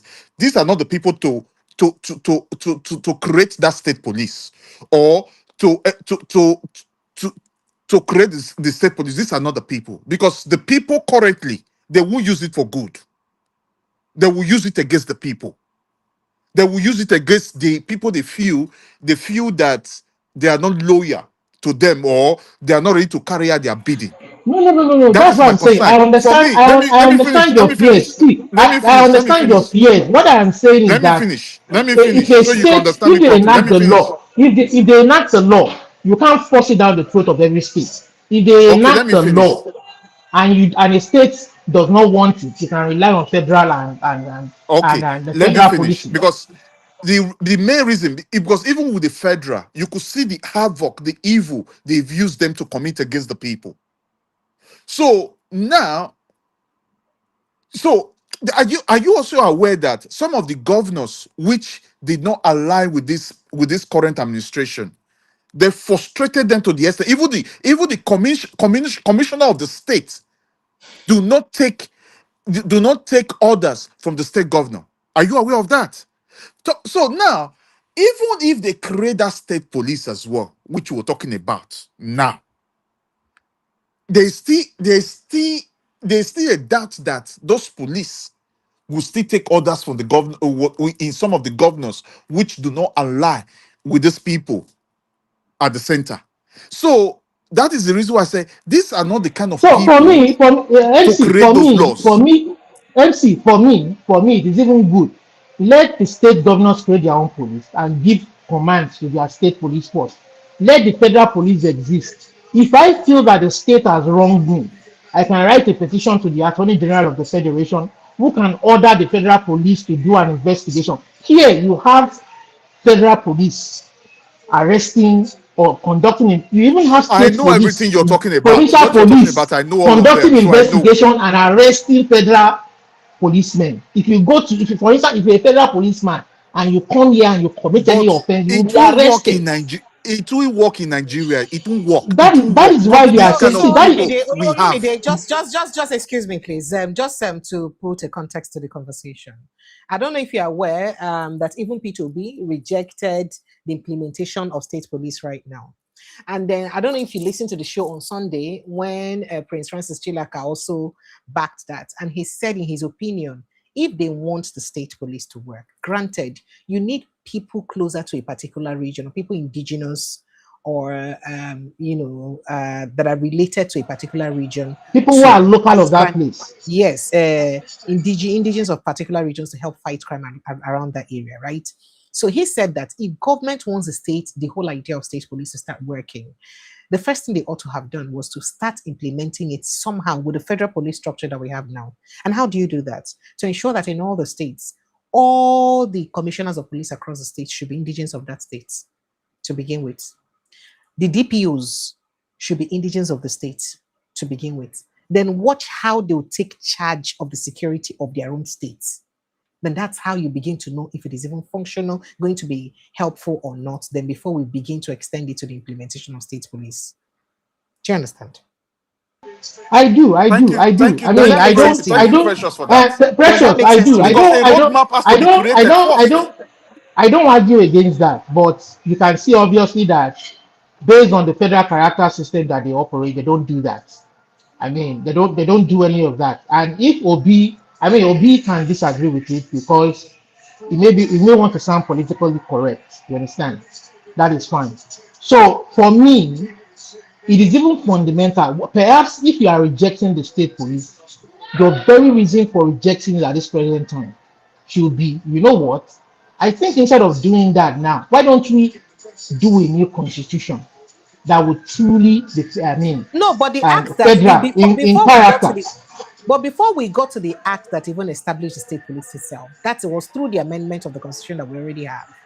So the constitution was amended to ensure that we created space for the state police. Without that, you wouldn't have been able to achieve it. I mean, no, but yeah, I do understand. But what I'm saying is that if Tinubu was really sincere in making changes, you understand? What I think he should have done is to have called a national conference and iron out not just the state policy. There are so many issues that needs to be not just one piece ironing out, You understand? You need to call and we need to sit down. People are talking about regionalism. People are talking about so many issues. There are so many issues that needs to be ironed out. And truly, we need a new constitution that is truly reflective of the true federal structure. You understand? So I think we need that. You understand? I think Obi is just trying to sound politically correct. You understand? We need state police. Some states want to be able to tackle the issue of terrorism, the issue of crime, their own way, and it can be a source of creating job employment. You know, instead of a state donor collecting billions every month in security votes, create employment. This money can create employment and even pension and even lifetime emolument for people to serve their community. You understand? We should think long term and not short term. No matter what you do, people are always going to abuse their position. Bring a local man to come and head The fact that you have a state police or a local police doesn't mean you wouldn't employ people from other places. If those people from other places have shown faith that they really want to serve that community, you can give them the job. You understand? Someday, somebody from outside that community can come and say, you know what? I think I can head your police department, even though I'm not an indigene, and show true faith. You understand? That happens even in the two federal structure like the US. It happens where people are not from that community or they're not indigenous to that community, but they are still the chief of police of that police department. That is what true and real federalism is all All about. right, no Allow the problem. We people. understand you, so that we don't dwell on this particular conversation for too long, since we have other issues to discuss. I totally understand you, and frankly speaking, we are all entitled to our opinion. And I, for one, also respect the fact that we should even start the state policing thing now. But remember that most of the people who fear it because the election is close. These politicians will use it against their Yeah, I understand their opponents fears. right I now do. for this election. So, and it is not something you can take away from Nigeria. I mean, if Perhaps you have like 3 years what before, people should be before saying. election or anything, it's Perhaps okay. what people should be saying is that And the man again, it's to not the thing. It's say not the thing that will MC. just be rushed through, just like the way they're I just rushing it understand. through, without I proper understand check, your fears. without proper They can scrutiny, never without the they can people never be involvement on it. It's I wrong. agree. There can never be any perfect moment, but perhaps the man to spearhead that change perhaps is not Tinubu. Because if we don't know if it's sincere or not. We don't know what kind of laws they are going to sneak into that new police act. And tomorrow people are going to say, oh my God, it's not going to work. It's going to be anti-people. It's going to be this. That is our fear. You understand? Perhaps the man to spearhead it is not him. So maybe if Obi comes, he must be ready to tinker with that constitution. You're so He sure he's shouldn't give coming? us a political. I don't know. Well, hopefully, I'm hoping. Well, I mean, I don't want to Precious discourage is people from coming. getting their Peter B is PVC. coming. I don't want to discourage NC from campaigning for people to get their PVC. But let's hope that he gets there and then he will come and start acting politically correct and do the right thing by the people for posterity's sake. Okay, all right then. We have other people joining us in the house. Welcome everyone. Thank you so much for joining us. Let's see who we have here. Who are those? Oh dear, trying to get their names. Yeah, you're welcome, TF. You're welcome, Mangui. I've not seen Mangui before. Mangui, you're welcome. Welcome to the show. Let me take your thoughts quickly on all of the issues that we'll raise tonight. Anyone of your choosing. Can you hear me, Mangui and TF? Go ahead, please. TF, we can't hear you, but you're now muted. So can you go ahead? I don't know why we can't hear you. We can't hear you, but you're now unmuted. Okay, you're muted back now. I don't know. Mangui, can you hear us? Mangui, can you hear us? What's going on? Mangui, can you hear us?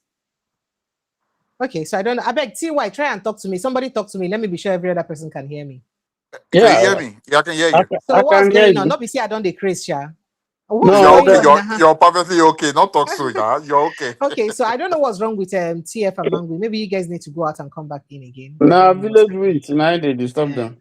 CF, you have to go back and come back in again. So I'd really would love to hear your people's opinion. So go ahead, TY. So. Let me just chip in on this state police thing. Thank you. I hear your opinion. Thank you. First of all, the federal police is in a mess. It needs total restructuring. So they are not well paid. Their welfare is zero. They are not well equipped. You'll be surprised the kind of weapon where they carry. Weapons where they don't weigh 19 maybe 20 weapons. Now they see they carry chakabula where they carry up and down. What are they going to do? And then they will give them like maybe 5 bullets or 6 bullets. What are they going to be able to do with that? No communication equipment. Even the dress where they take their money, they buy their shoe and all kinds of all kinds of things. So it's and if you look at because of the way they treat them, I don't know whether promotion now, whether they don't do better now than it was before. But go to their housing, go to everything about the police. It's not one that looks that will inspire anybody. The only thing will go inspire them now the toll gate where they mount. Now they inspire some people to go join. If you remove the toll gate, nobody will join the police. So the police itself needs to be restructured. Now, I guess the part of the problem that we've had with policing too, apart from welfare and training, and logistics and all that, and stagnation, and politics where they there, is also the fact that the structure, the command structure, and they worked on it for a while, trying to make the structure, in such a way that the commissioners, the AIGs, the zonal commanders, the zonal offices, those way they head them, can, have some measure of independence in taking decisions, where they take to facilitate, their work. But it still hasn't worked. So worked perfectly well. So I think that the whole idea of the police, state police, is probably to empower. One, there's been this criticism that you can't say a governor is the commander, is the chief executive of the state, and yet he doesn't have the structure with which, the coercive force, to be able to deal with certain issues. He has to call Abuja and so on.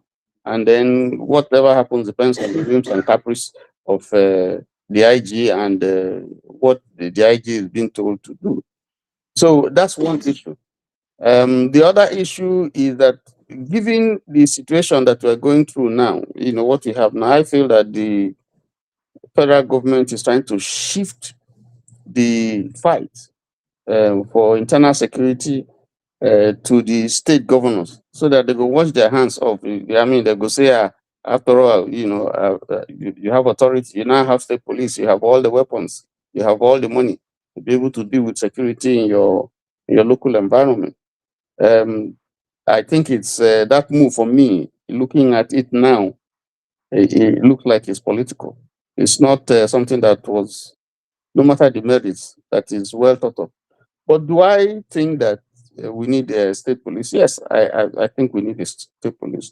But I also think that there must be a way in which it will be managed so that if there's an abuse, there will be an agency or institution that will help to check that and make sure that there will always be an abuse. Federal police has been abused, the military has been abused, all the agencies have been abused, So the fear that if you give it to governors will abuse it, and there will be some level of abuse, but there will also be people who are going to use it for good. Obi tried to do it working with the commissioner of police in Anambra State. There are states that Lagos State is doing very well, working with the state command and providing them with logistics and everything that they need. And you can see the impact that it's making. So I think that, yes, it would be better for the state governors to have some measure of control or authority in determining, security-wise, they should be able to provide with them network also with the federal police in such a way that there will be peace. Because when you do that, imagine if all the states have all that, you will create jobs for people, and then you make the environment hotter because now some of the spaces that are unoccupied will not be occupied because you now have police people maybe better equipped, more dispersed in both rural areas and places where some of these people go, they do evil.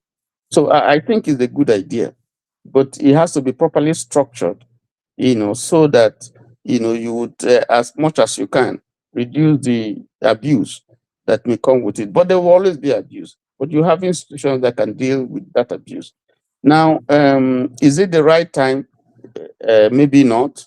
What Obi particularly is saying is not that Obi is against state police. He's saying that the timing, may not be right. I don't think that even if they approve it, that all the states would have set up all the paraphernalia, that is involved, the staffing and all those things, so that they can use it. I don't think so, because this is something that is going to take a lot of money, a lot of strategy, a lot of resources to set up and to manage. So it's not something that can be achieved in 6 months or so on. So, but all said and done, I think it's, for me, the idea is trying to say that the federal police, has not been able, not an indictment, but they have not been able to deal with the specific issues of internal security, as it relates to policing.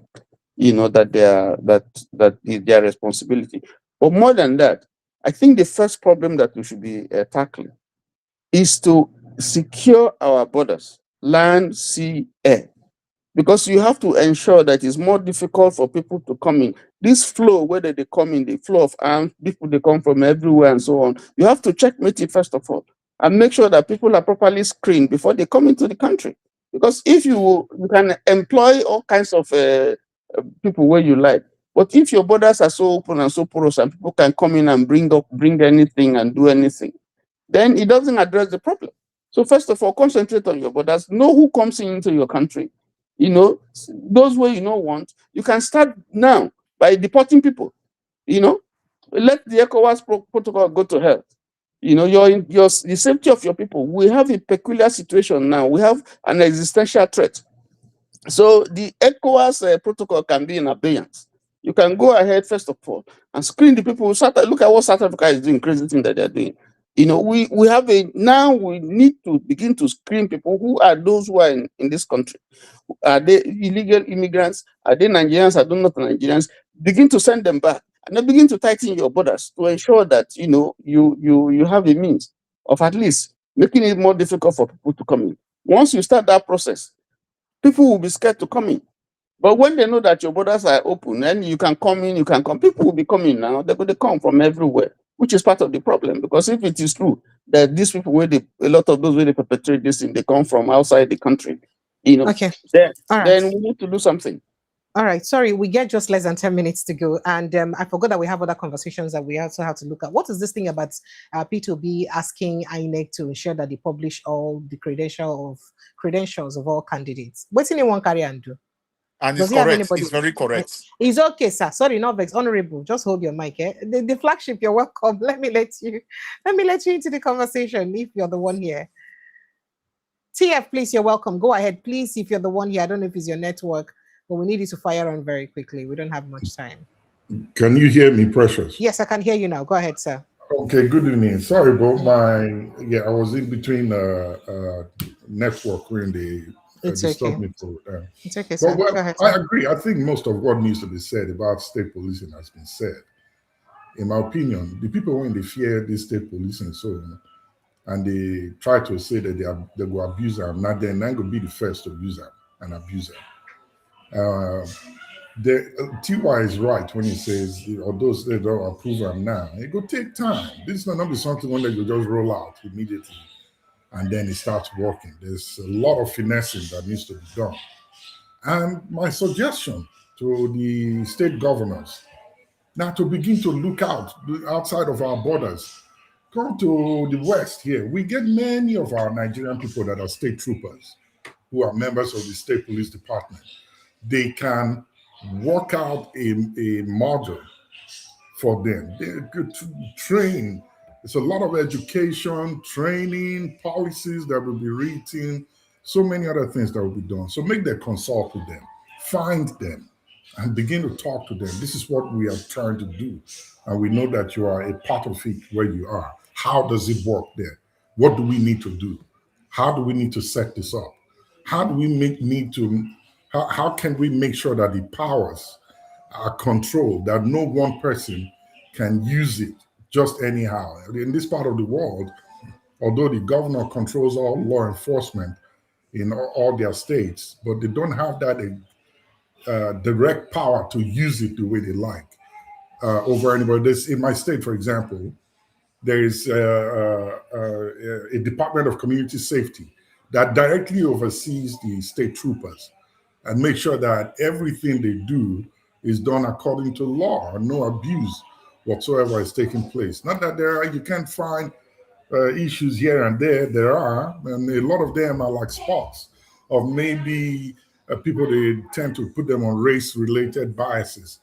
But other than that the governor would just use them and attack somebody else can't be done. It's not done here. And they can checkmate those excesses. So we need to consult. at this point. So what all state governors need to do now, begin to put together a committee of people that are learned in this aspect in law enforcement, and begin to get them to reach out to those abroad and put something together. And with the idea of federal police, I don't think is needed at this point. It's they've been failures from the get-go when they started them. If you look back to time, when the Nigerian police force was put together, it wasn't put together for the people. I think they need to scrap that whole thing. And if they want to design a model that will have law enforcement federally, then they should consider things like DSS, but at state level, that connect and relate with the federal office. But other than that, I don't think federal policing is needed anymore. I go stop there with that police issue and continue if there's anything else to talk about. Oh, there's a lot to talk about. They just said that P2B is requesting or telling INEC to ensure that they publish the credentials of every aspirant candidate. Of course. That it is very good for transparency and accountability. Yes. But people are saying... Yes. And I totally agree with that as well. 100%. It is very... So we need to know who is governing us. What's in I want carry and do not vex so? Yeah, everything we need to know. No scandal, because once you don't become a public figure, everything about you, even your in-house, what you get for a side cupboard, everybody need to know am. Just like every other part. And you see Donald Trump now, or McConnell now, the day when he comes saying he want to become prime minister, where he say he want everything about him we know. He is true. How he take go school, how he take be former governor of Central Bank of whatever, Bank of England, all the job, the credential, everything. He did our part, we know everything about him. Yes, Okay. now we say okay, we approve him. Right. So Okay. therefore, anybody we want to lead You that don't talk your Nigeria, mind. You know we'll get just 4 everything minutes about to him, go. we need to know him. Thank you. Even though the cockroach they get for a side cupboard, we need to see him. You don't establish your conversation, and everybody don't agree say na him. Then we could go straight to wasting my canoe to talk. When he talk say it is dangerous for Donald Trump to agree, say they don't almost finish everything with concern genocide for Nigeria, especially at a time when BC, according to them, say they never even touch the main people where they cause the problem. The ones where they go villages, born people, and call them Fulani militia.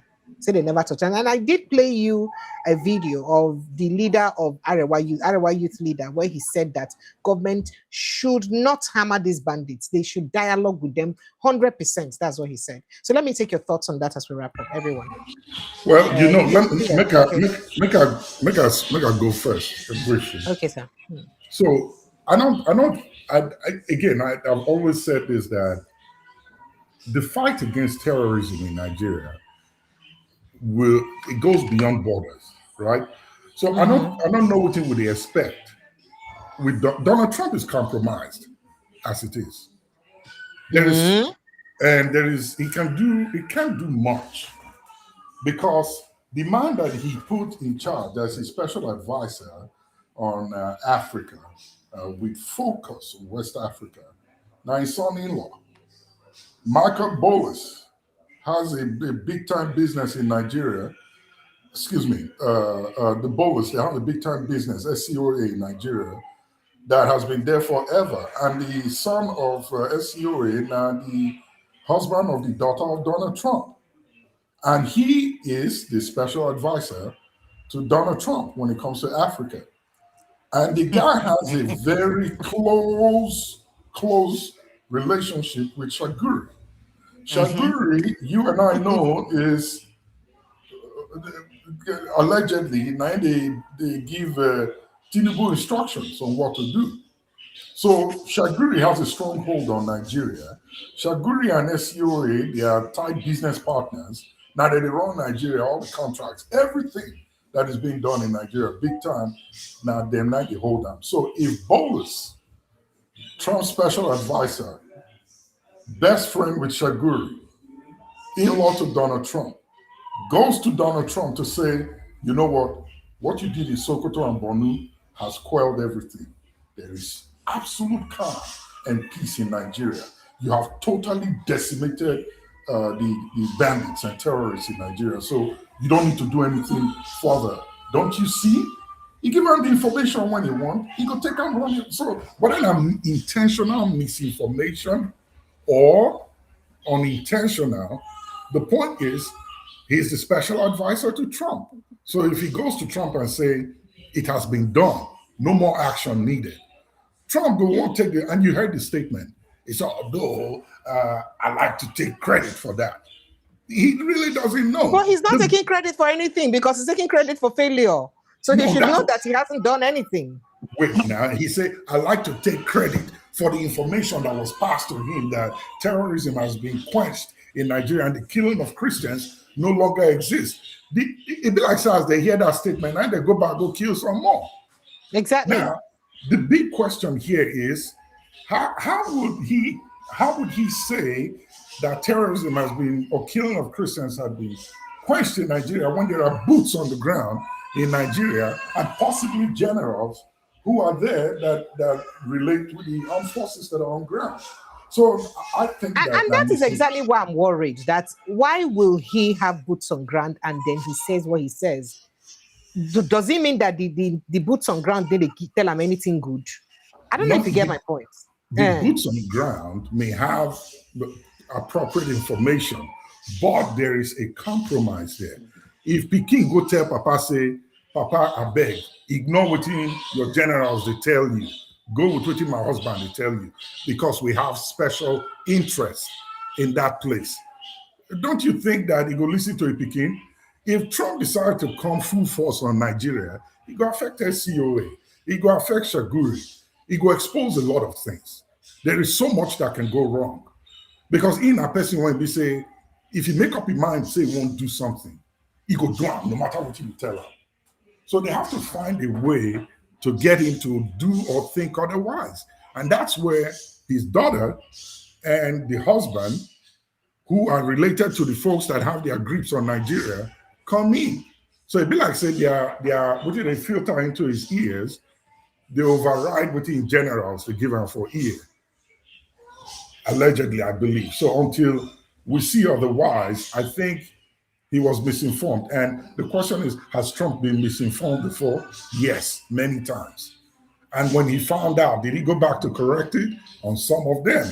So let's see how he reacts if he continues to hear, God forbid, that they continue to kill people in Nigeria, regardless of their religious background. Thank you so much. All right, any other person has something to say? He's already just a quick one. Please, for me, there's a question I keep asking myself today. Why is it that the Nigerian police, or from the federal, DSS, all of them, they've not issued them body cams? Do you know that the body cams as well can expose a lot of hidden things that these people do on the road, the way they harass the public and everything? That body cam can also help protect them as well, also protect the public. Why is it that they've not introduced that body cam to them as well? That's the question I just want to put through. We see they save money for them, no worry. Oh, we gather enough money. They save money. And we talk about security. NC, even if they get it currently, it won't work. They will tell you, say you get glitch. You understand? Okay. Your parting shots, everyone, please. Thank you so much. I'd like to say a big thank you to everyone. So if you have something to say, let you say that. My parting shot is Precious. Good morning. Juma, stop it. I want to say stop it. I like it, but I don't like it. I don't like it. This is your good morning is suspicious. Thank you so much. I appreciate you. Olumide, you have something to say? Well, not really. I mean, I just hope that my prayer is that the sheet will get it right. I mean, like I always call it, unfortunately. And we are honestly praying for that day when they will get it right. Thank you so much. MC, you have something else to say? And TF? Yeah, the same thing with me. Precious, good morning. Bye-bye. Have a lovely night rest. More than they greet me good morning, like say I go sleep this night, no wake up again tomorrow morning. I'm not like you go sleep now. You go sleep now. Maybe for free, go do your daily also as well. You go wake up where nothing go do you. It was chaotic. It was chaotic today. Be like say the rain carry Lagos State for mine today because another heavy rainfall today flood everywhere. It's I think that the Lagos where the Lagos one say una build Lagos build. I don't want. I don't call name. MCA dig they worry me. Leave me. I don't call name. Una way they praise una way they praise yeah, he built Lagos. He did this. Lagos not on. He went under water. Well, have you seen that report that says that Lagos may sink by 2100? No, enough far reach like that again, Precious. It's much more closer. And when they say Lagos might sink, is it Lagos mainland or island now? That's or the entire Lagos state? Lagos Island. Lagos Island. Now, they reclaim island. Level. You know, so they reclaim island. There's been so much pressure. But I thought that's what we give Tinubu credit for him founding Eco Atlantic and all that. And the same Eco Atlantic is one of the risks. One that is at risk of sinking too. You see, the Mami water way they this thing they don't increase, and they need to. They need to do sacrifice. So now big contract for Chaguri. You know, maybe this time we go be 3 times the contract for the Lagos Calabar coastal highway. It's a global phenomenon, you know. It's a global phenomenon. I know, of course, we know that, but there are things that people do to mitigate the speed at which that would happen, and it doesn't look like we're doing anything much about it.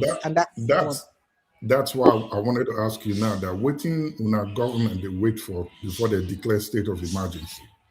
Yeah, for island where land cost pass, it ain't wine. That means other land go sink.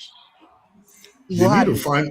Make people not wake up one day, see say the day inside Atlantic Ocean, it don't cut, come out, float inside the ocean. So, Precious, people wait call and shito, say them lie. Hey, stop it now. And then, Precious, you know, the other issues where they here, you know, the way you treat your neighbors is very, very important. If Cameroon or Chad, you know, decide maybe they open their dam, you know, you go get the effect of the water will go flow. Also, the cause problem here. So if they want to finish your country, if they want to deal with you, this is one of the things where they could do, because there's an agreement that we have with some of those people against damming, against the use of you know, water, you know, so that if by any mischief or mishap or something, you get, you know, those this thing, you know, something untoward happening to those dams. So you get the overflow, and it goes to Benue, it comes to Niger, and then the whole place is affected, particularly those places with the riverine. That's part of the problem. I think that dam was opened some time ago, which affected some states like that or whatever. Till today, what did the government did? What did the government do to, or what benefit did these people get? Those people affected by that flood, that thing they opened, that dam of something, which they said it was that dam. Those people till today, I don't believe they got any benefit or anything, or they assisted them in any way. You know, this is what I have to say. Precious, I'm not saying you to talk of parting short and you need to go, but please allow. Now they start the conversation, and then he become grow leg get picking. What I have to say is this. You know, they say when something happened to somebody, you go learn from the experience. And then you go back.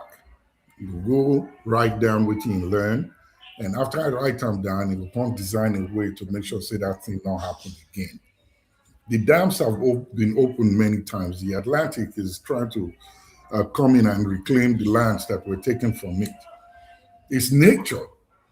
But you see, so now here now the importance of having research institutions created in our educational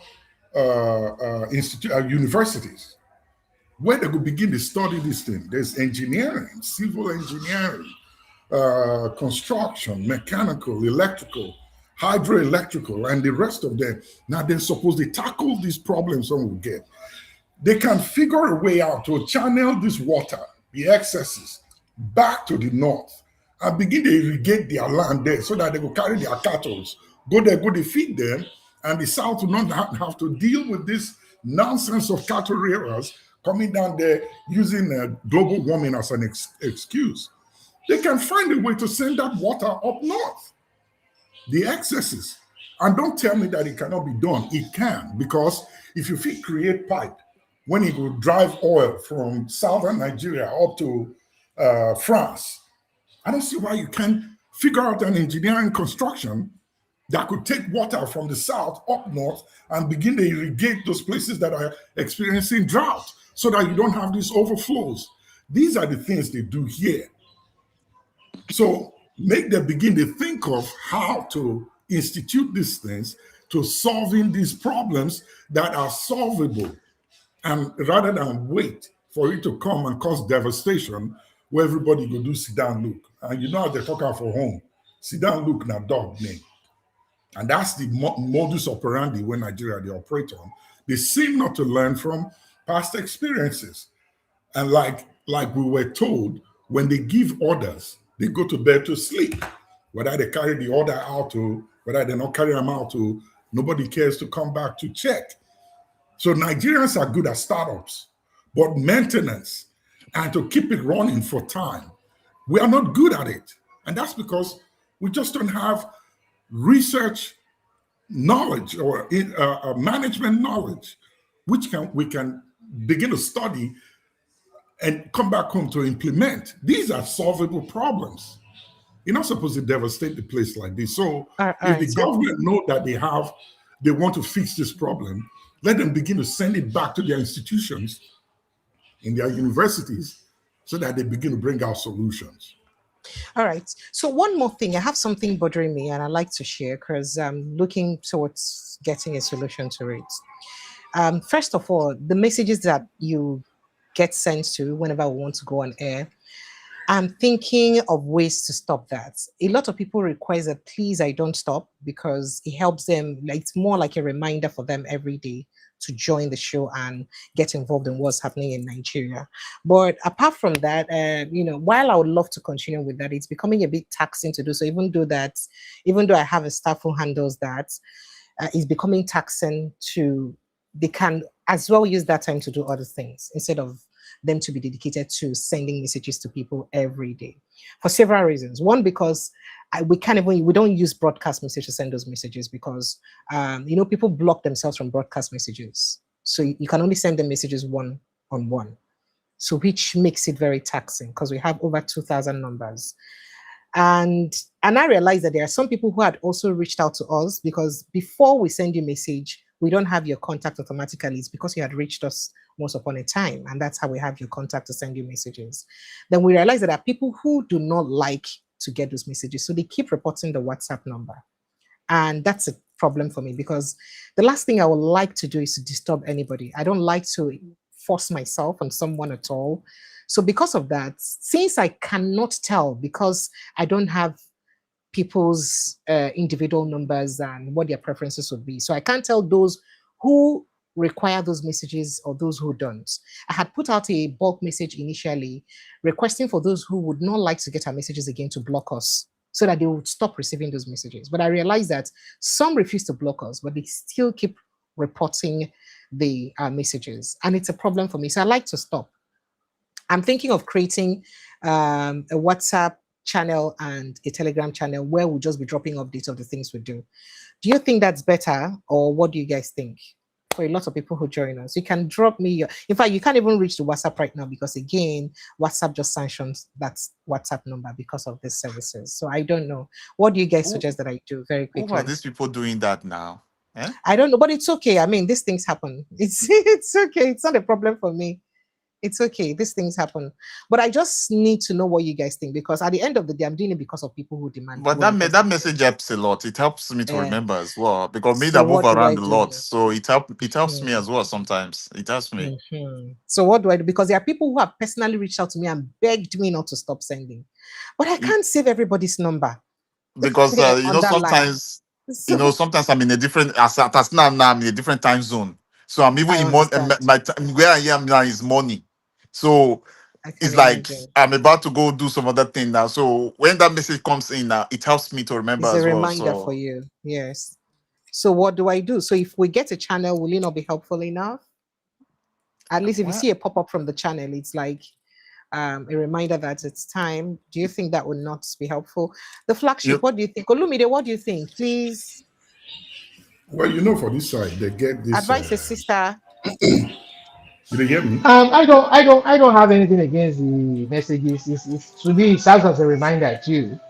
My own. If I have anything, it's just that my own is that I would have loved reminders to come in a lot earlier, because when I get that reminder, you're already 20-30 minutes into the program. Oh, I'm so sorry. So you know why that happens? Because we start sending like 10-20 minutes before the show, right? And because we send one by one, before it will get to maybe the 100 or 200 or 1,000 number, it would have been like, 20 minutes into the show, like you said. And for me, I don't have anything against it, but if it stops, I won't have anything against it. Now that it is giving me this problem, I really would love to stop. It will save me a lot of time and energy, and save me, that issue. I mean, if it's gonna,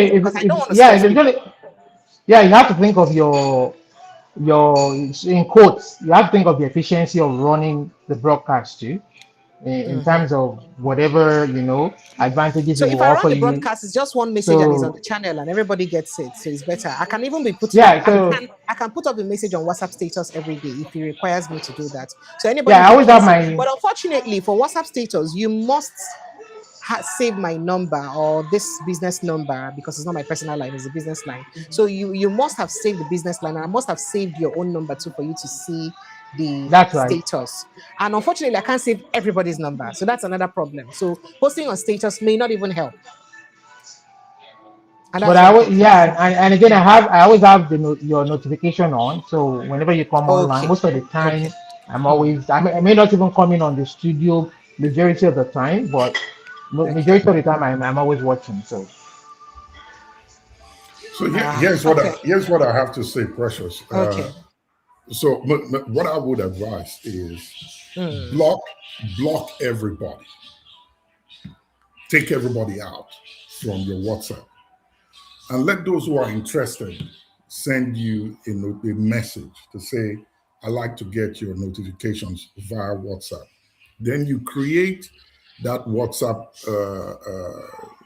database where you put those numbers one by one, and when it's time for you to broadcast, it's just one button. So if I block everybody, there's no way they can send me a message to tell me they want to join, because if I block you, you can't receive a message from me. People will find a way to reach you, Precious. Now, for your own sanity, because it's better for you to do that than for you to be sanctioned. And I think this thing, they're drumming away when we say they sanction you a couple of times, then they shut that number down. Yeah, they shut it down. So I really don't care anyway, because the essence of the number is for me to use it for terrestrial calls anyway. But just because I know it's easier to reach you guys via WhatsApp, and that's why I'm worried. We prefer it because for some of us, when we get that text from you via WhatsApp, we just click on the link and it goes there, rather than having to find it. And another thing you could do is on YouTube. YouTube has push notifications that go out to anybody that subscribed to them. So whoever wants to see the show, they should go subscribe. Turn on their notification. Yes, I always tell people that from time to time to do so. And when the show starts, it sends a message automatically. Yes. There are many channels that I'm subscribed to. They don't have my number. I don't have their own. But you get notifications. Once they come online, it pops up on my screen that this show is starting, it's going live. So I think it should be done. If you notice sometimes if you make something too cheap, we're not the value.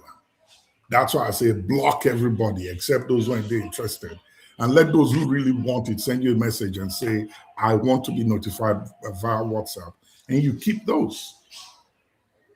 And again, if I may add, I think Telegram as well is another better option as well. Telegram is better option, and I believe the same thing will still happen. Maybe some of those people that have that same number, like for me, I would say okay, like what Flashy said. Like I know I did reply to you some time ago to say I like to get those notifications as well. It helps as well. Not just you. I've had, if I'm not mistaken, almost 1,000 people have reached me that they like the messages. But so again, I have like over 2,000 people on WhatsApp. So I really would not want to.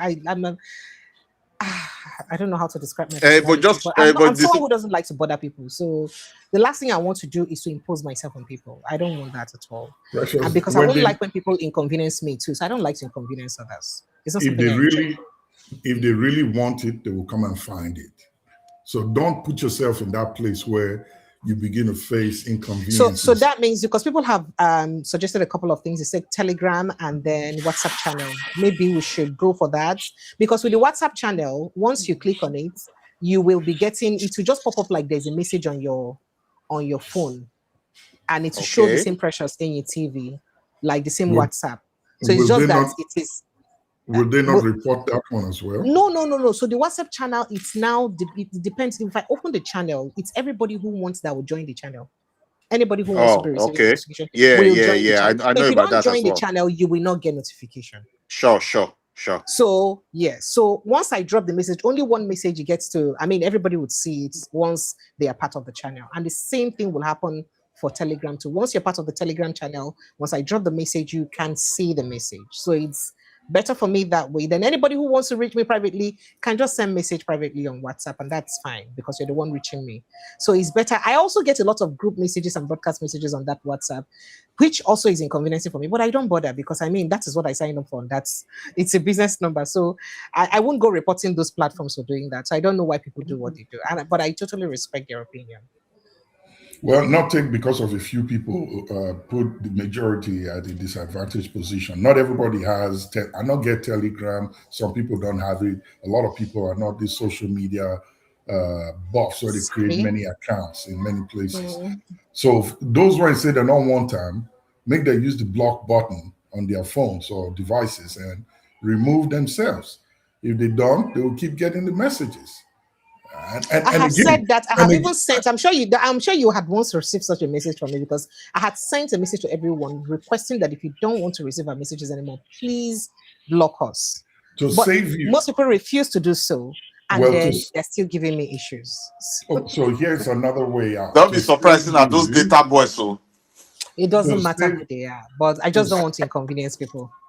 To save you the stress of having to deal with WhatsApp and their queries, when you send this message, put inside your generic message to be unsubscribed. If you don't want to receive this message anymore, text 1 or reply no or yes. That covers you.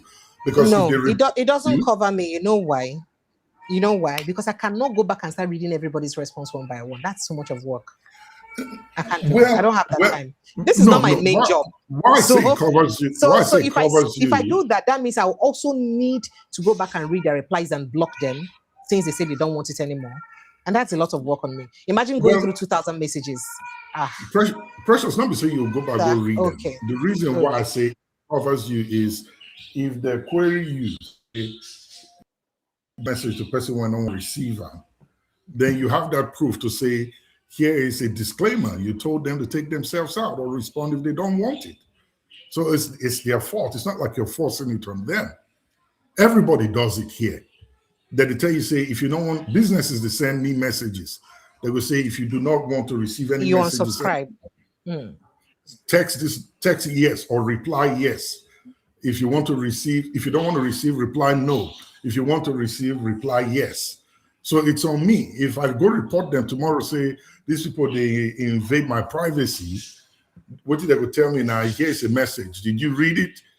Oh, I didn't see that. Unfortunately, WhatsApp will not seek for all those evidence from you. They do it here. They don't care about that explanation from you. Don't worry yourself. They don't send you those things. No, they don't send you. They're not sending you for that kind. It's maybe now on our side. Now on our side, they're not consider that one. For here, as a business owner, if I text promotions to people, I have to put that is via email. Remember that in email is generic. In text message is also generic, so you understand. But remember it's not broadcast. It's not. I can't do it. I told you that I don't do broadcast messages already now. You know why?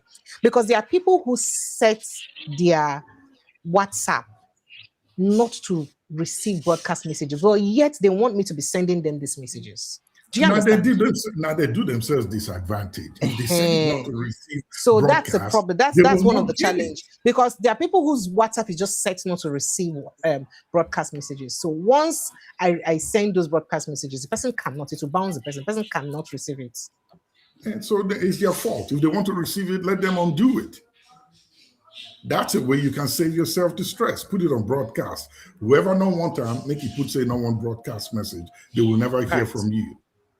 All right. Thank you. Thank you so much. Sorry for taking your time with this. I appreciate you guys. CJOJ, thank you, says, what was so painful about Mrs. Tinubu's Akara comment was that it showed that our leaders are at a rudimentary level of problem solving. Unfortunately, rudimentary self, it's being kind. Unfortunately, they never even start. 50,000 is unable to start almost any business right now that can sustain anybody. There's no business that 50,000 can start that can sustain anybody in today's Nigeria. But I don't think they are fully aware of where they have driven us to in the economy. So that's why she thinks she's done a lot of people favors with that. But it's unfortunate. Thank you, everyone. Thank you, TF. Thank you, Lumidi. I appreciate you. Thank you. Hello. Thank you, Precious. I appreciate you. Thank you so much, guys. Thank I appreciate you guys. I'll see you tomorrow evening, please. Thank you. Good night and God bless Good you. night. To everyone Bye-bye. who's joined the show, good night. Thank you. So everyone who's, where's Ufoma? It's been a while I saw him here. Ufoma, I hope you're fine. Just wave your hand if you're there. Thank you. So everyone who's joined the show, it's always a pleasure for us to discuss things bothering us in this country. You know that's right. So let's continue to speak for the growth and development of our nation. Olumide, you wanted to say something. You rejoined again. Oh, I thought you wanted to say something. Okay. So let's continue to speak for the growth and development of our nation and make we not stop to talk, because if we stop to talk, it go bad. Will they talk it bad already? If we can't stop to talk, I go come be it go over bad. I love you guys and I appreciate you. Remember to protect your mental health. Like and share this post if you haven't done so. Please like and share and subscribe to this platform. Let's move this ministry forward, please. I beg you guys. Good night and God bless you. Bye.